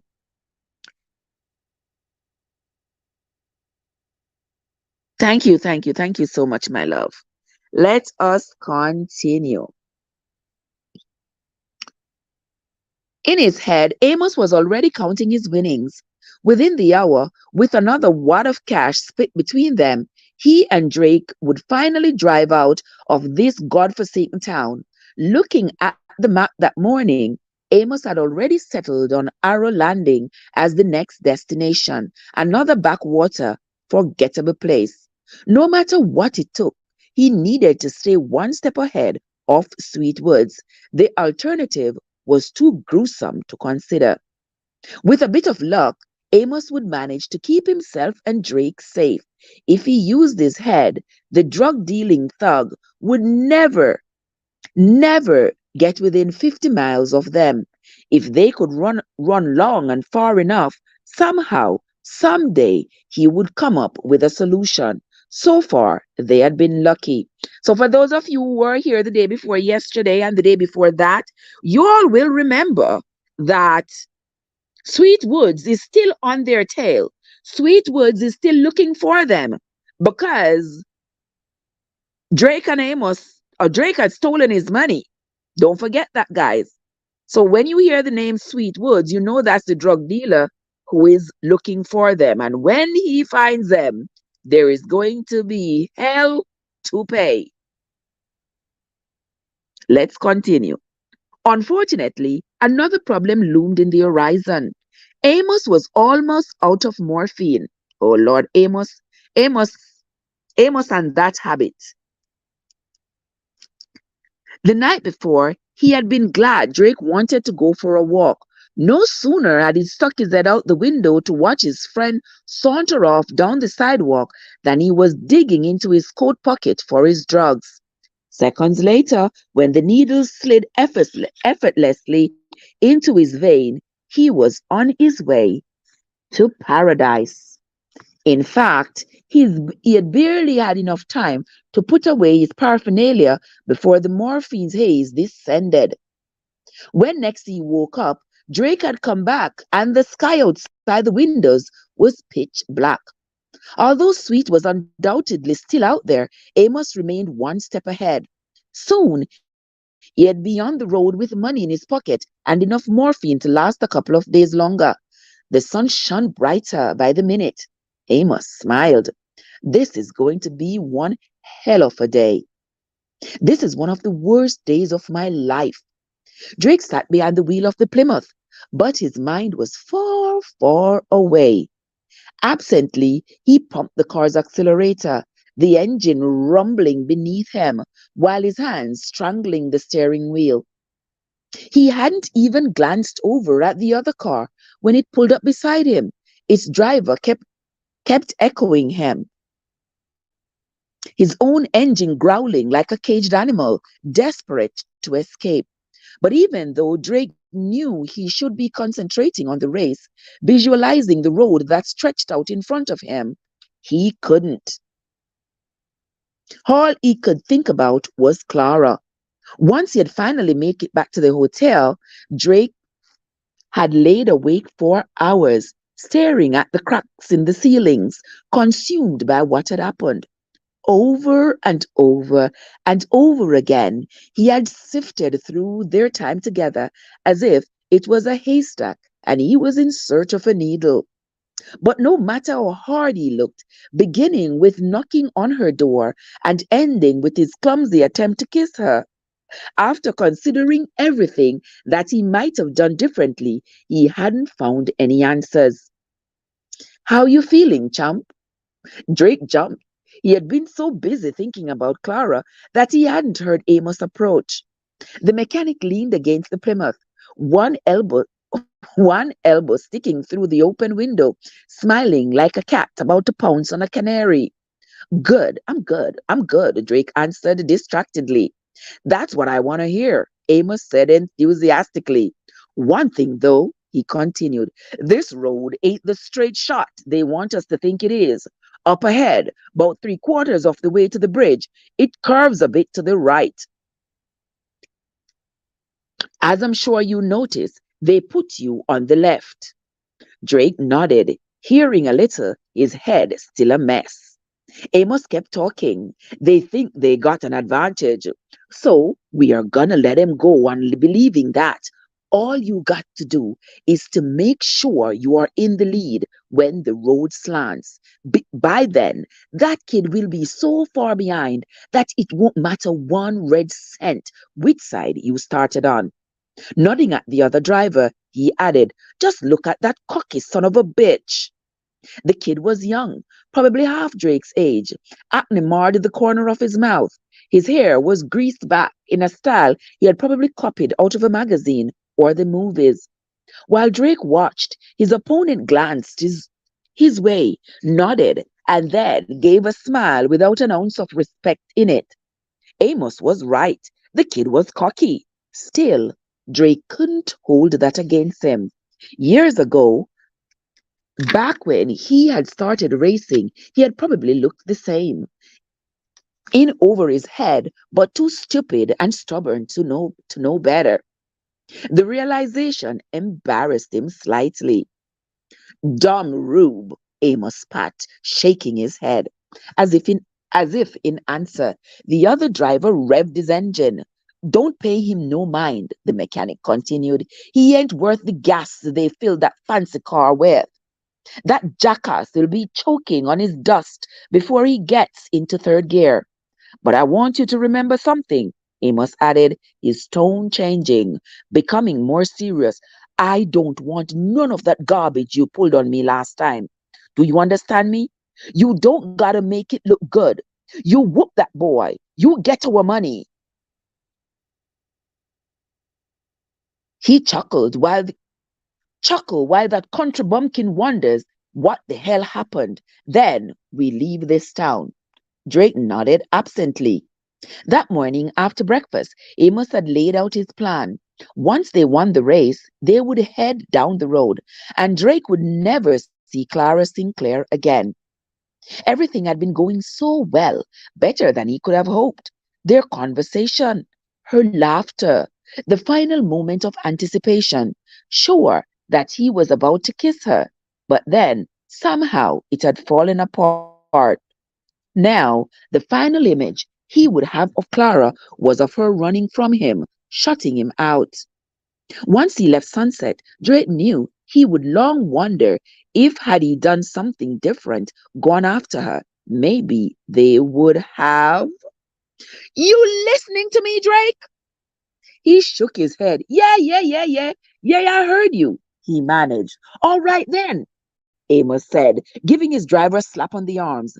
Next time you see me, I'll be country. Next time you see me, I'll be counting out our money. This race is gonna be easier than taking candy from a sleeping baby. Unfortunately, Drake wasn't quite so sure. Once both cars were at the starting line, the man with whom Amos had made the bet walked out 20 paces in front of them, holding a striped handkerchief. He looked at each driver, waiting until he received an acknowledgement they were both ready. Drake raised two fingers from the steering wheel. Both engines rumbled beneath their hoods. Finally, the man raised his makeshift flag above his head, then plunged it towards the ground as fast as he could. The race had begun. Drake pressed down on the accelerator and felt the Plymouth leap forward, but he was shocked to see that the other car had gotten off the first line. Clearly, the Chrysler had plenty of horsepower. In a matter of seconds, Both automobiles had rocketed past the older man, his handkerchief once again flying while he energetically whooped and hollered, cheering on his son as they sped down the road. Behind them, the starting line had already disappeared in a thick, billowing cloud of dust. It's going to take more than a fast start to beat me. Calmly, Drake increased the Plymouth's speed. He had done it thousands of times before, one hand gripping the steering wheel tightly, while the other rested on the stick, waiting for the precise instant when the engine roared, straining for more before effortlessly shifting into a higher gear. But today, something was wrong. Drake tried to shift the car from second to third, but this Hmm? but his usually steady hand faltered and the gears ground together. He had to force it where he wanted to go. It hadn't taken long, a couple of seconds, but his opponent took advantage, increasing his lead to half a car's length. The road was rock and hard dirt, a track Drake usually favored. Fortunately, it had been some time since it had rained, so there were no puddles to watch out for, no puddles to watch for, or mud to deal with. Still, now that he was behind, he felt as if the trees had inched closer, their trunks whipping past just outside his window. Drake cursed himself. This was all because he had been distracted, thinking about Clara. In racing, even the smallest of errors could be the best driver's undoing. He tried to concentrate, to get back what he had lost, but even as he did so, the Chrysler widened its lead. Come on, damn it! Drake shouted, urging himself on. Suddenly, up ahead, he saw the curve in the road that Amos had warned him about. Although it looked different than the mechanic had explained, it slid so dramatically to the right that, as Drake hurtled towards it on the left, he worried he would have to brake to keep from smashing headlong into the trees. Worse, he hadn't heeded Amos's advice. Instead of being comfortably out in front, he was behind. Consequently, as he entered the curve, he took his foot off the gas and grabbed the wheel with both hands. The tires protested loudly while the trees whipped closely by, but somehow he managed to stay on the road. Once it straightened, he stomped back down on the accelerator. Unfortunately, the kid had taken advantage of his better positioning as well as Drake's caution and had furthered his lead. Drake bore down on the other car. So far, the other driver hadn't managed to get a full car's length ahead. If he had, he could have drifted back and forth in front of the Plymouth, making it almost impossible for Drake to gain ground. Still, Drake had no margin of error. If he made one more mistake, the race would be over. And so, slowly but steadily, Drake inched slower, inched closer. Glancing up, he saw the other driver's reflection in the Chrysler's mirror. The kid's skin was slicked with sweat, as if holding such a slim lead was making him nervous. With every passing second, Drake cut the distance between them. As long as I don't run off the road, I'm good. I'm going to catch him. But unfortunately, that was exactly what was happening. Up ahead, Drake saw the bridge. It was just as Amos had described it, narrow, with room for only one car to go through at a time. To win, Drake had to cross it first. If there was ever a time for him to make his move, this was it. But the Chrysler's driver knew it too. Dynamic DD girls, how are you doing? Welcome, welcome, welcome. Thank you so much for coming. Gunning the car's powerful engine, the kid held his lead. The closest Drake managed to get was to draw his front wheels even with his opponent's side door. But Drake understood that the other driver wasn't going to back down. He wouldn't force them both to crash if it meant fending off his challenger. To avoid an accident, one of them had to give way. Oh, hell, Drake growled, jamming down on the brakes. he sent the Plymouth skidding sideways. Holding tight to the wheel, he let the car turn, eventually bringing it.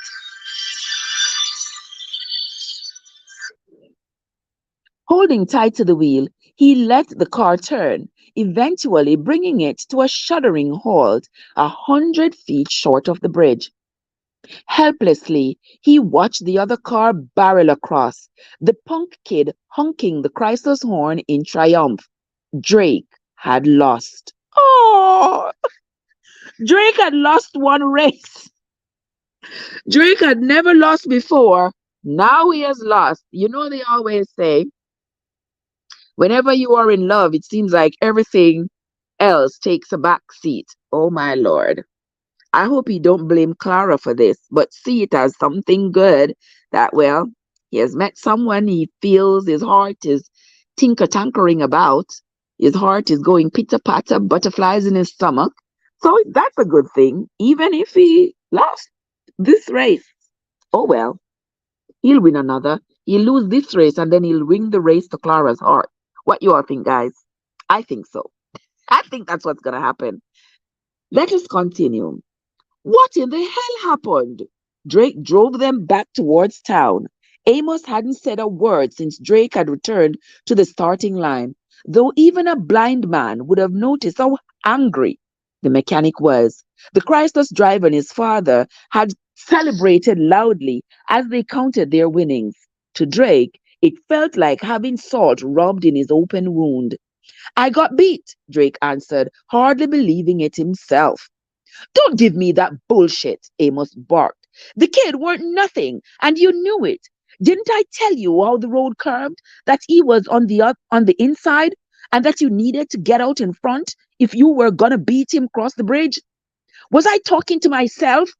Amos pounded his fist angrily against the Plymouth's dashboard, and then he cursed because it hurt once more than he had expected. I'm sorry, Drake offered, and meant it. I was distracted. What kind of sorry ass excuse is that? Amos asked disdainfully. The only thing you should have been thinking about was the money we stood to win. Now it's our pockets that are empty, and those two rubes is crowing like roosters. I just, uh, I've got a lot on my mind. Damn it! Amos opened his mouth as if he was going to keep on ranting, but he stumbled. Wait, he finally said. Hold on a damn second now. His head turned slightly to the side, his eyes narrowing, staring hard at Drake. Is this cause of that damn dame we helped yesterday? The one with the broken down truck? Drake didn't answer. His eyes never left the road. Is that where you went last night? Amos kept prying. Is that where your walk took you? Over to some lonely broad's place? Watch it now, Drake answered, his temper rising. The mechanic threw up his hands. Oh, hell and high water, he explained. If something goes wrong under the hood, that's on me. But when my driver's tomcatting around, there ain't a damn thing I can do about it. Drake wanted to argue against his friend's claim, but found he couldn't. The truth was that it was his fault they had lost because he had been thinking about Clara. So instead, they rode on in silence. Finally, Amos sighed. What's the use of staying mad about this? He asked rhetorically. It ain't like complaining. It ain't like complaining is gonna change anything. Let's just call it water under the bridge. Get back to the hotel, grab our things, and skedaddle on down the road. That way we can find another. We're not leaving, Drake blurted, giving voice to something that had been building inside him ever since Clara had rejected his advances. What are you talking about? This morning, it was only this morning. We said, you said, Drake interrupted, correcting him. You are the one so hell bent on getting out of here. What for? Why the hurry? Amos stared out his window. I I just don't see the point of staying in this little nothing of a town for very long, he answered. Men like us, we got to get where the action is, where we can make a bet. Although now, what with losing, we ain't got enough money for another. I do, Drake answered matter of factly. What's that? Amos asked, turning towards him. Don't worry about money. Even with what we lost today, I can cover us next time. You got that kind of cash on you? Drake asked. He still Drake nodded. He still had most of his savings in the bottom of his duffel bag. Yeah, you all remember when Amos had gone into the bushes with the toilet paper, pretending he was going to do some business in the bushes. Though we now know that he went in there to go shoot up morphine, Drake had stayed back and looked at the money in the duffel bag. So now, here he's going to reveal to Amos that he has money. Huh. Drake nodded. He still had most of his savings in the bottom of his duffel bag. He had never told Amos that he had the money, but desperate times called for fewer secrets. The truth was, he wanted another chance to see Clara. He didn't care that he had to give up to get it. Amos nodded, taking it all in. Maybe losing today was for the best, Drake said. The mechanic frowned. How do you figure? They already beat us once. We come back, this time betting higher stakes. They'll be confident, cocky. We win. We get back all we lost and then some. The older man thought it over for a long while. To Drake's eyes, Amos didn't seem completely convinced. Surprisingly, in the end, he agreed. I still don't want to stay here too long, Amos said, but I suppose another couple days ain't gonna hurt. Maybe you are right. Maybe that dumb hick will give us another race. And this time, he added with a grin, you'll be the winner. But Drake wasn't thinking about a rematch. He was thinking only about Clara. Last night, he had made a mistake, pushed things between them too far, too fast, and he had been unable to think of much else ever since. Drake wanted to know her, to understand her better, but until this moment, he had thought he would never get the opportunity. Now, fate had seen fit to grant him another chance, and he was determined to use it. Welcome into the live, guys. Welcome, guys. Thank you all so much. Who is enjoying this book as much as I am enjoying this book? Oh my God. And this book is great. I like when books are short, so it makes me want to just hurriedly read it off. And this book has 300 and some pages. Yeah, so it is not too bad at all. Oh my God. I am super, super excited. Thank you, Jojo. Thank you, my love. Joe say, I love this part. Me too, Joe. And I'm anxious too. I want to know what the heck. Can you believe it? Did I read for 2 hours already? Holy mackerel. Oh my God. We're going to continue. We're almost at 2 hours. So may as well we continue. Chapter 11. I think you shorted me one of my relatives. Clara looked down at the coins spread out before her, then up at Ben Franklin. Franklin. The pig farmer grinned broadly, his ample belly pressed up against Sir Teller's window, his clothes smelling particularly foul. Slowly, it dawned on her that he was right. Not only did she have no idea what number she was at, she couldn't even remember what amount she was trying to reach. I'm sorry, she apologized, feeling more than a little embarrassed. I'm afraid I lost count. What were we? That's all right, darling. I come in to cash that check, Ben explained, pointing a meaty finger at the slip of paper next to Clara's elbow. Pete Dixon paid me $28.99 for a couple of piglets. Stubborn old goat wouldn't part with that extra penny, and I was planning to turn it into 57 of my namesake and a handful of those other fellas. That's right, Clara answered. Everything was laid out like it should have been, with stacks of shiny silver half-dollars arranged like soldiers. Regardless, she scooped up the coins and started over. It had been that way all morning, one small mistake after another. No matter how hard she tried to pay attention, Clara couldn't think about anything other than her evening with Drake McCoy. All night and into the next day, she had replayed it in her mind. Her surprise at finding him at her door, their conversation as they walked beneath the stars, the comfortable way she felt in his presence, how he had made her laugh. But she particularly remembered that moment, standing in front of her house when he was about to kiss her. But that was when it had all gone sour. Now she would never see him again. He had come into her life by chance, had helped her in her time of need, and then surprised her by lingering longer than expected. He was like a match burning brightly before being blown out, the smoke he left behind slowly drifting away. But Clara couldn't stop thinking about him. She wondered what direction Drake and his mechanic friend had gone when they had left Sunset, what sights he had seen, and if he was thinking about her as much as she was thinking about him.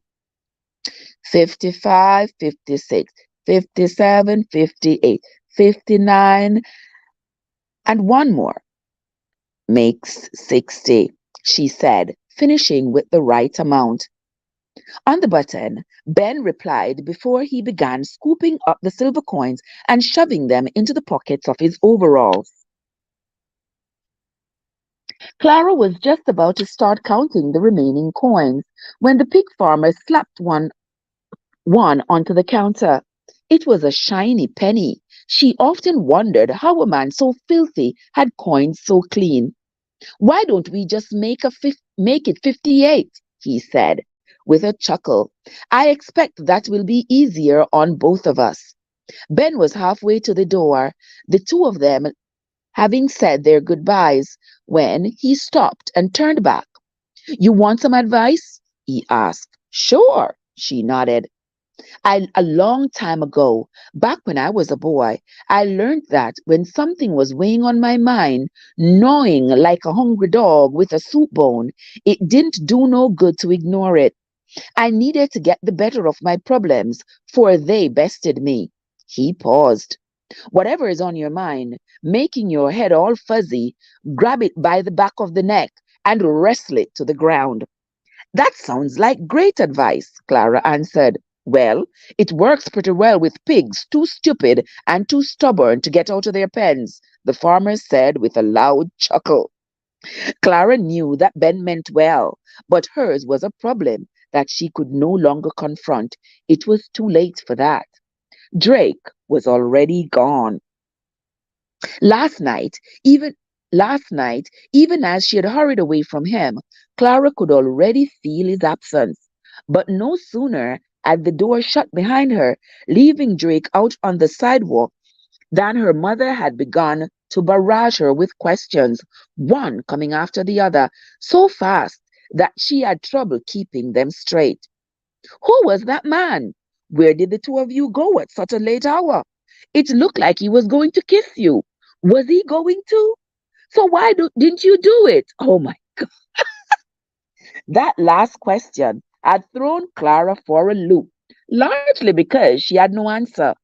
Earlier that night, her mother had asked why she never went on any dates.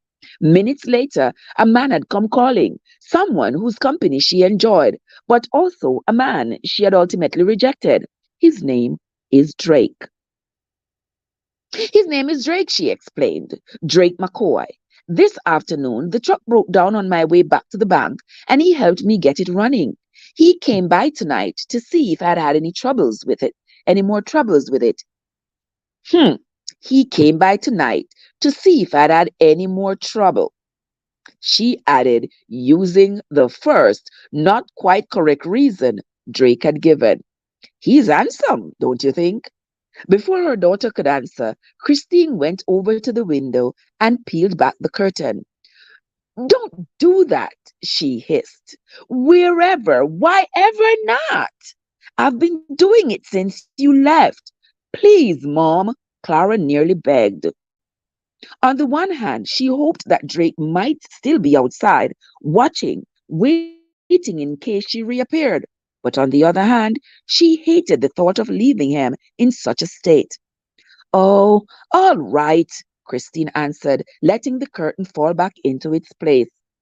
Though you are ruining all my fun, Clara sighed. She felt like a teenager again when she and Joe started dating.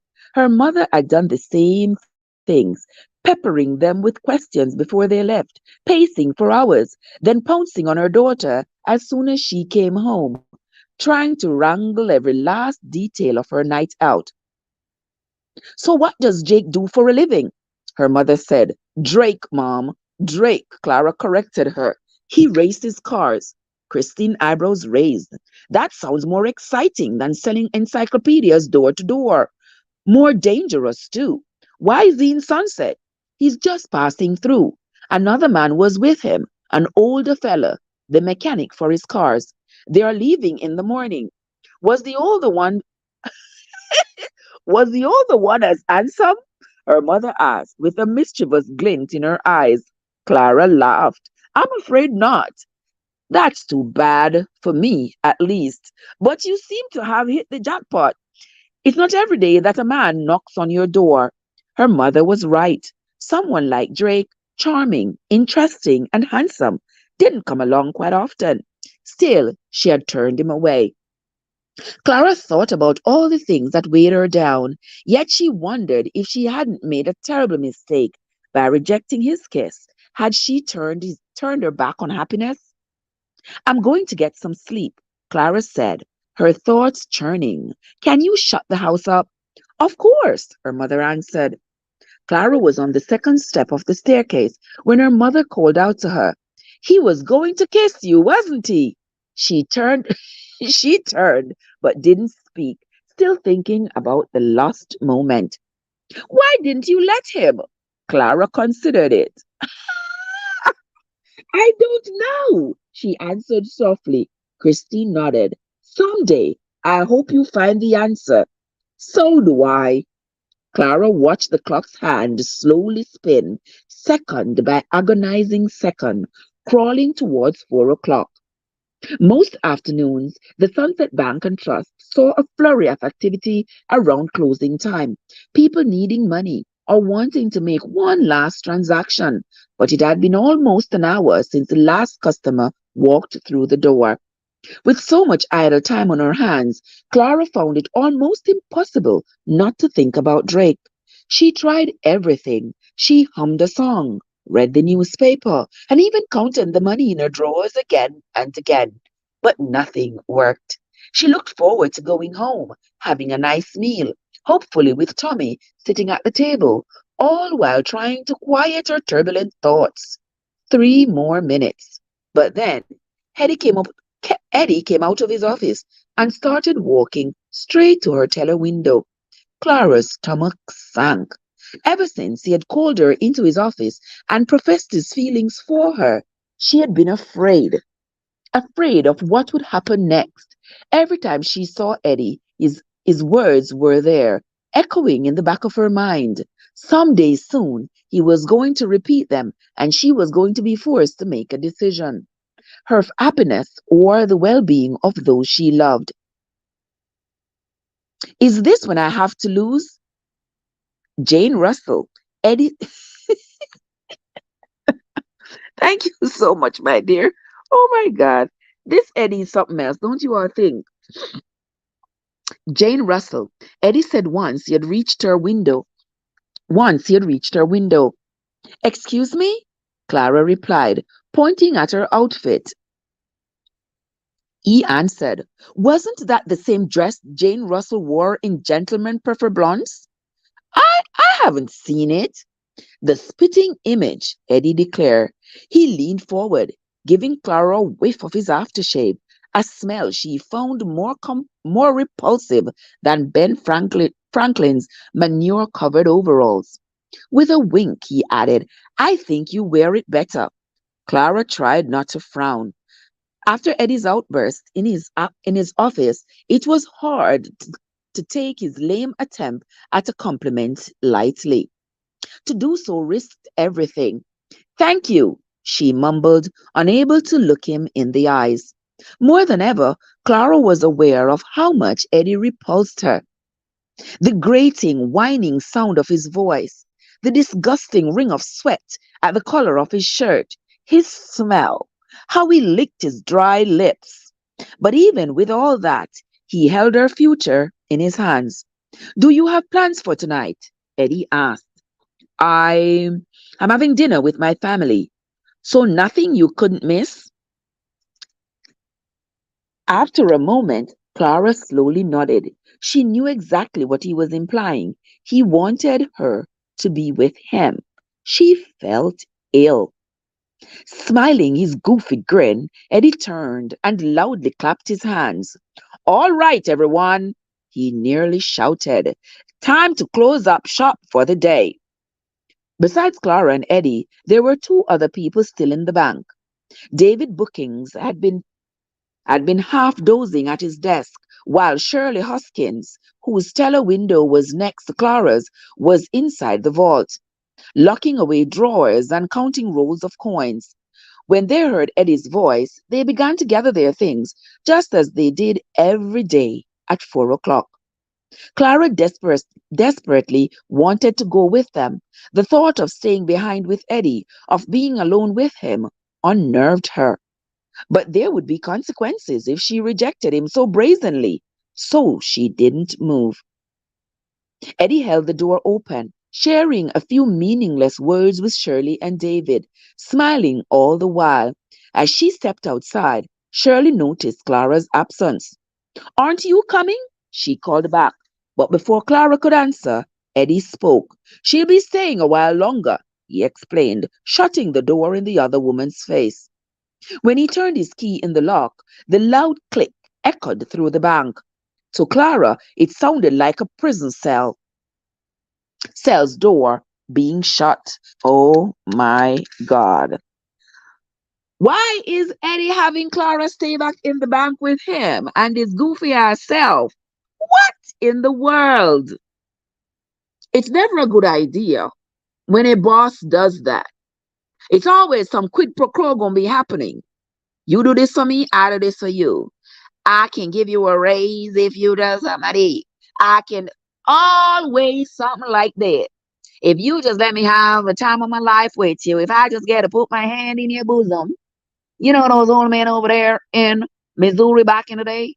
If I just get to put my hands in your bosom, then I can give you a raise tomorrow. 2 cents on the dollar. How about that?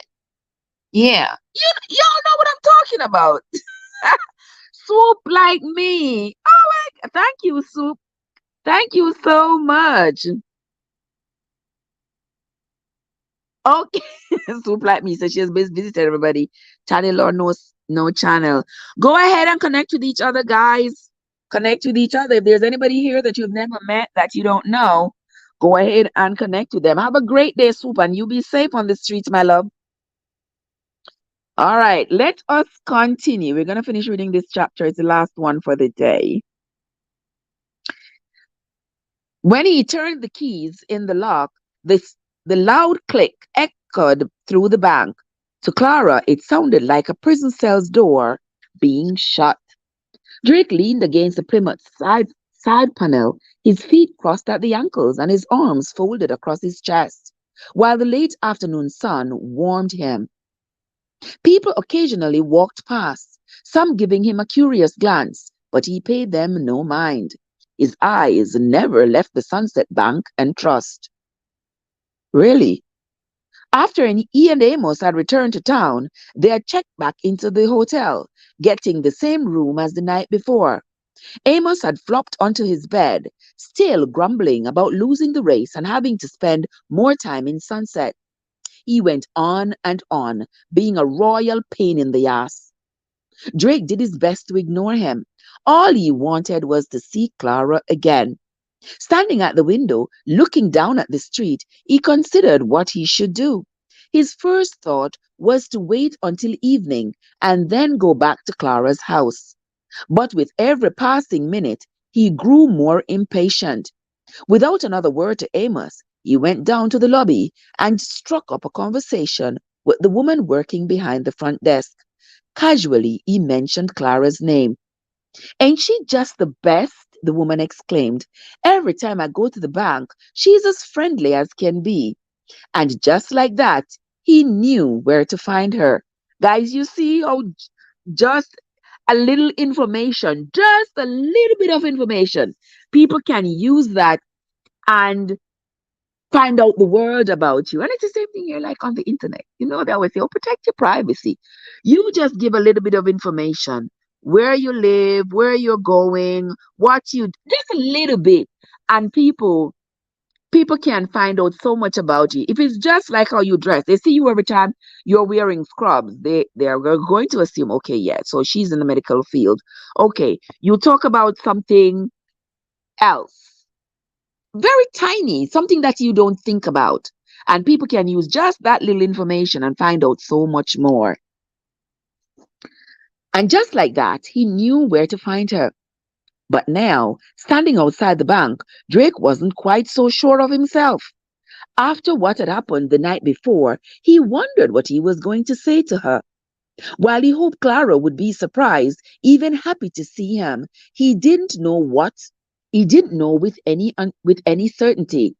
Absently, he chewed at a fingernail. He considered entering the bank, then thought better of it. He didn't want to put her in an awkward spot. So instead, he waited outside, trying to remain patient, biding his time until the bank closed. Finally, the clock above the movie theater chimed 4 o'clock. Drake stood up, watched as the bank's door opened. Two people left, a man struggling to stifle a yawn, and then a woman, but no Clara. Drake frowned. He wondered if there had been a mistake. Was there a second bank in town? Had Clara taken the day off? He decided to find out. The man had walked in the opposite direction, but the woman was headed right towards him. He stepped in front of her. Excuse me, ma'am, Drake said with a pleasant smile. I'm sorry to bother you, but I'm looking for Clara Sinclair.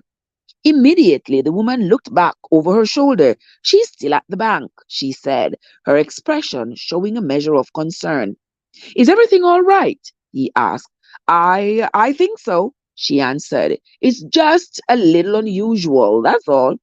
Unusual, we leave together. Usually, we leave together, but thanks for the help, Drake offered, then headed straight for the bank. I could hardly wait to lock that door, and I can hardly wait to be as far away from you as possible. But Clara didn't say that. She didn't dare. She had come out from behind her teller window, drawn to the open door, wanting nothing more than to go home like everyone else. So when Eddie locked it, despair grabbed a hold of her, squeezing tighter by the second. It's funny, don't you think? What is? Clara asked, confused by his words.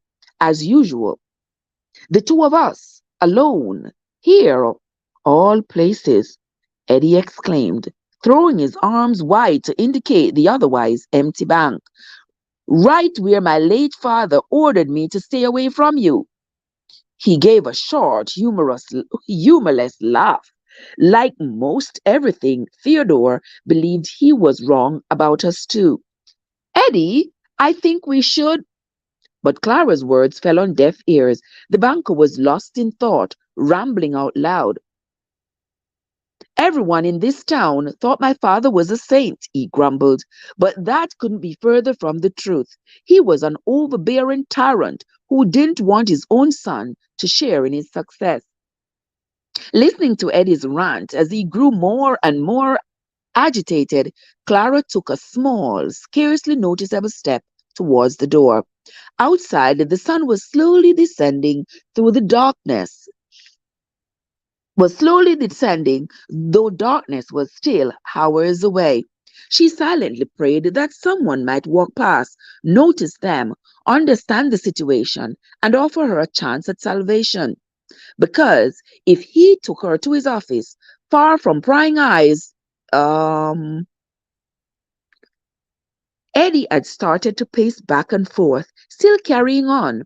I've often imagined how different things would be with my own son, how I would respect and encourage him at every turn instead of tearing him down. Abruptly, Eddie stopped, turned, and rushed over to Clara, grabbing her by the arms. You want to have more children, don't you? He blurted, squeezing her hard enough to make her wince in pain. Clara was too shocked to answer. Don't worry, Eddie added. I promise you that I'll treat Tommy as if he were my own son. With a bassinet full of babies, we'll make one big happy family. I bet this man is crazy. With every word, he squeezed tighter until Clara cried out in agony, shrugging her shoulders to escape his grip. that seemed to break that seemed to break the spell Eddie was under. He blinked rapidly, as if coming out of a trance. Sweat beaded his brow. I'm sorry, Clara. I'm sorry, he offered. Tentatively, he again reached out to touch her, his fingers brushing against her cheek. She trembled in response, realizing that there was no contact with Eddie that wouldn't repulse her. Thinking about our future excites me so. Clara fought back tears, fearful that Eddie might mistake them for romantic inclination. He did, smiling at the sight of them. Why don't we go to my office? He asked. We can have a drink, relax. There's plenty for us to talk about. What a piece of audacity. Once again, he grabbed her, holding her wrist. His grip wasn't as strong as before, but it was hard enough to make it clear she had little choice in the matter. Clara didn't know what to do. Should she scream? Should she fight, clawing and scratching to get away? Or should she give in and stop risking what little her family had left? Suddenly, there was a loud knock on the bank's door. Startled, both Clara and Eddie jumped at the sound. Clara's eyes grew wide in amazement and disbelief. There, peering through the glass, his fists poised to strike the door again, was Drake McCoy. How? How could it be? We are closed, Eddie said in a loud voice, but Drake didn't move. His eyes remained locked on Clara. Once again, he pounded the door, sounded sharp and loud. Come back tomorrow, the banker shouted. In answer, Drake hit the glass harder than before. With, with his other hand, he pulled at the door, rattling it in its frame. Realizing that the stranger wasn't going to leave, Eddie let go of Clara's wrist and went to the door. Fumbling with the key, he finally managed to yank it open. Clara assumed that the banker would act all important, but Drake never gave him the chance. He pushed his way inside, barging past Eddie and walking straight towards her. What do you think you are doing? Eddie demanded. But Drake still wasn't listening. When he reached Clara, he took her by the hands. This time, she welcomed being touched. Are you all right? He asked. She nodded, a tear sliding down her cheek. I am now. Let's get out of here, Drake said. Hand in hand, they headed for the door. For a moment, Eddie looked as if he intended to step in front of them to keep Clara from leaving. But then he appeared to notice how much bigger Drake was and decided to back down. Unfortunately, his mouth kept protesting. Clara! Clara! Clara! Where do you think you are going? He said. Away from here, Drake snarled, making the banker take a quick step back. Without another word, they were out the door. Drake had saved her. What? She was just rescued by Drake. Okie dokie. All right, guys, that's going to be it for today. That's it for the reading for today, my friends. This book is a winner already. All right. Yes, it is proving itself to be a winner. I want to say thanks to everybody who came in and listened this morning. Don't forget, guys, if you came in, and you didn't hit the like button coming in, don't forget to hit it on your way out. You are always welcomed into the House of Treversance Unstoppable, where your journey matters, your health journey, your life journey, your love journey, all your journey matters over here. And it's an absolute pleasure sharing this book with you all. And I hope you all are enjoying listening to it as much as I am enjoying reading it for us. To everybody who came in, my sister Swoop Like Me, the Dynamic DD Girls, Joseph, Cod, Elizabeth, um, who else was here? So many other people were here. Courtian was here. All Things Miss Priceless was here as well. Winsome, Maxine, and several others. And some people who are silent listeners who stay on the outside every day and listen to me read but never said a word. I appreciate you. I thank you for stopping by. I sincerely appreciate each and every one of you, my friends. But that's going to be it for today. Join us again tomorrow morning when we read another two chapters of this book, Twice in a Lifetime by Dorothy Garlock. Until next time, my friends, this is Trev from Traversance, where your journey matters. Have yourselves a great day, guys. Johnny.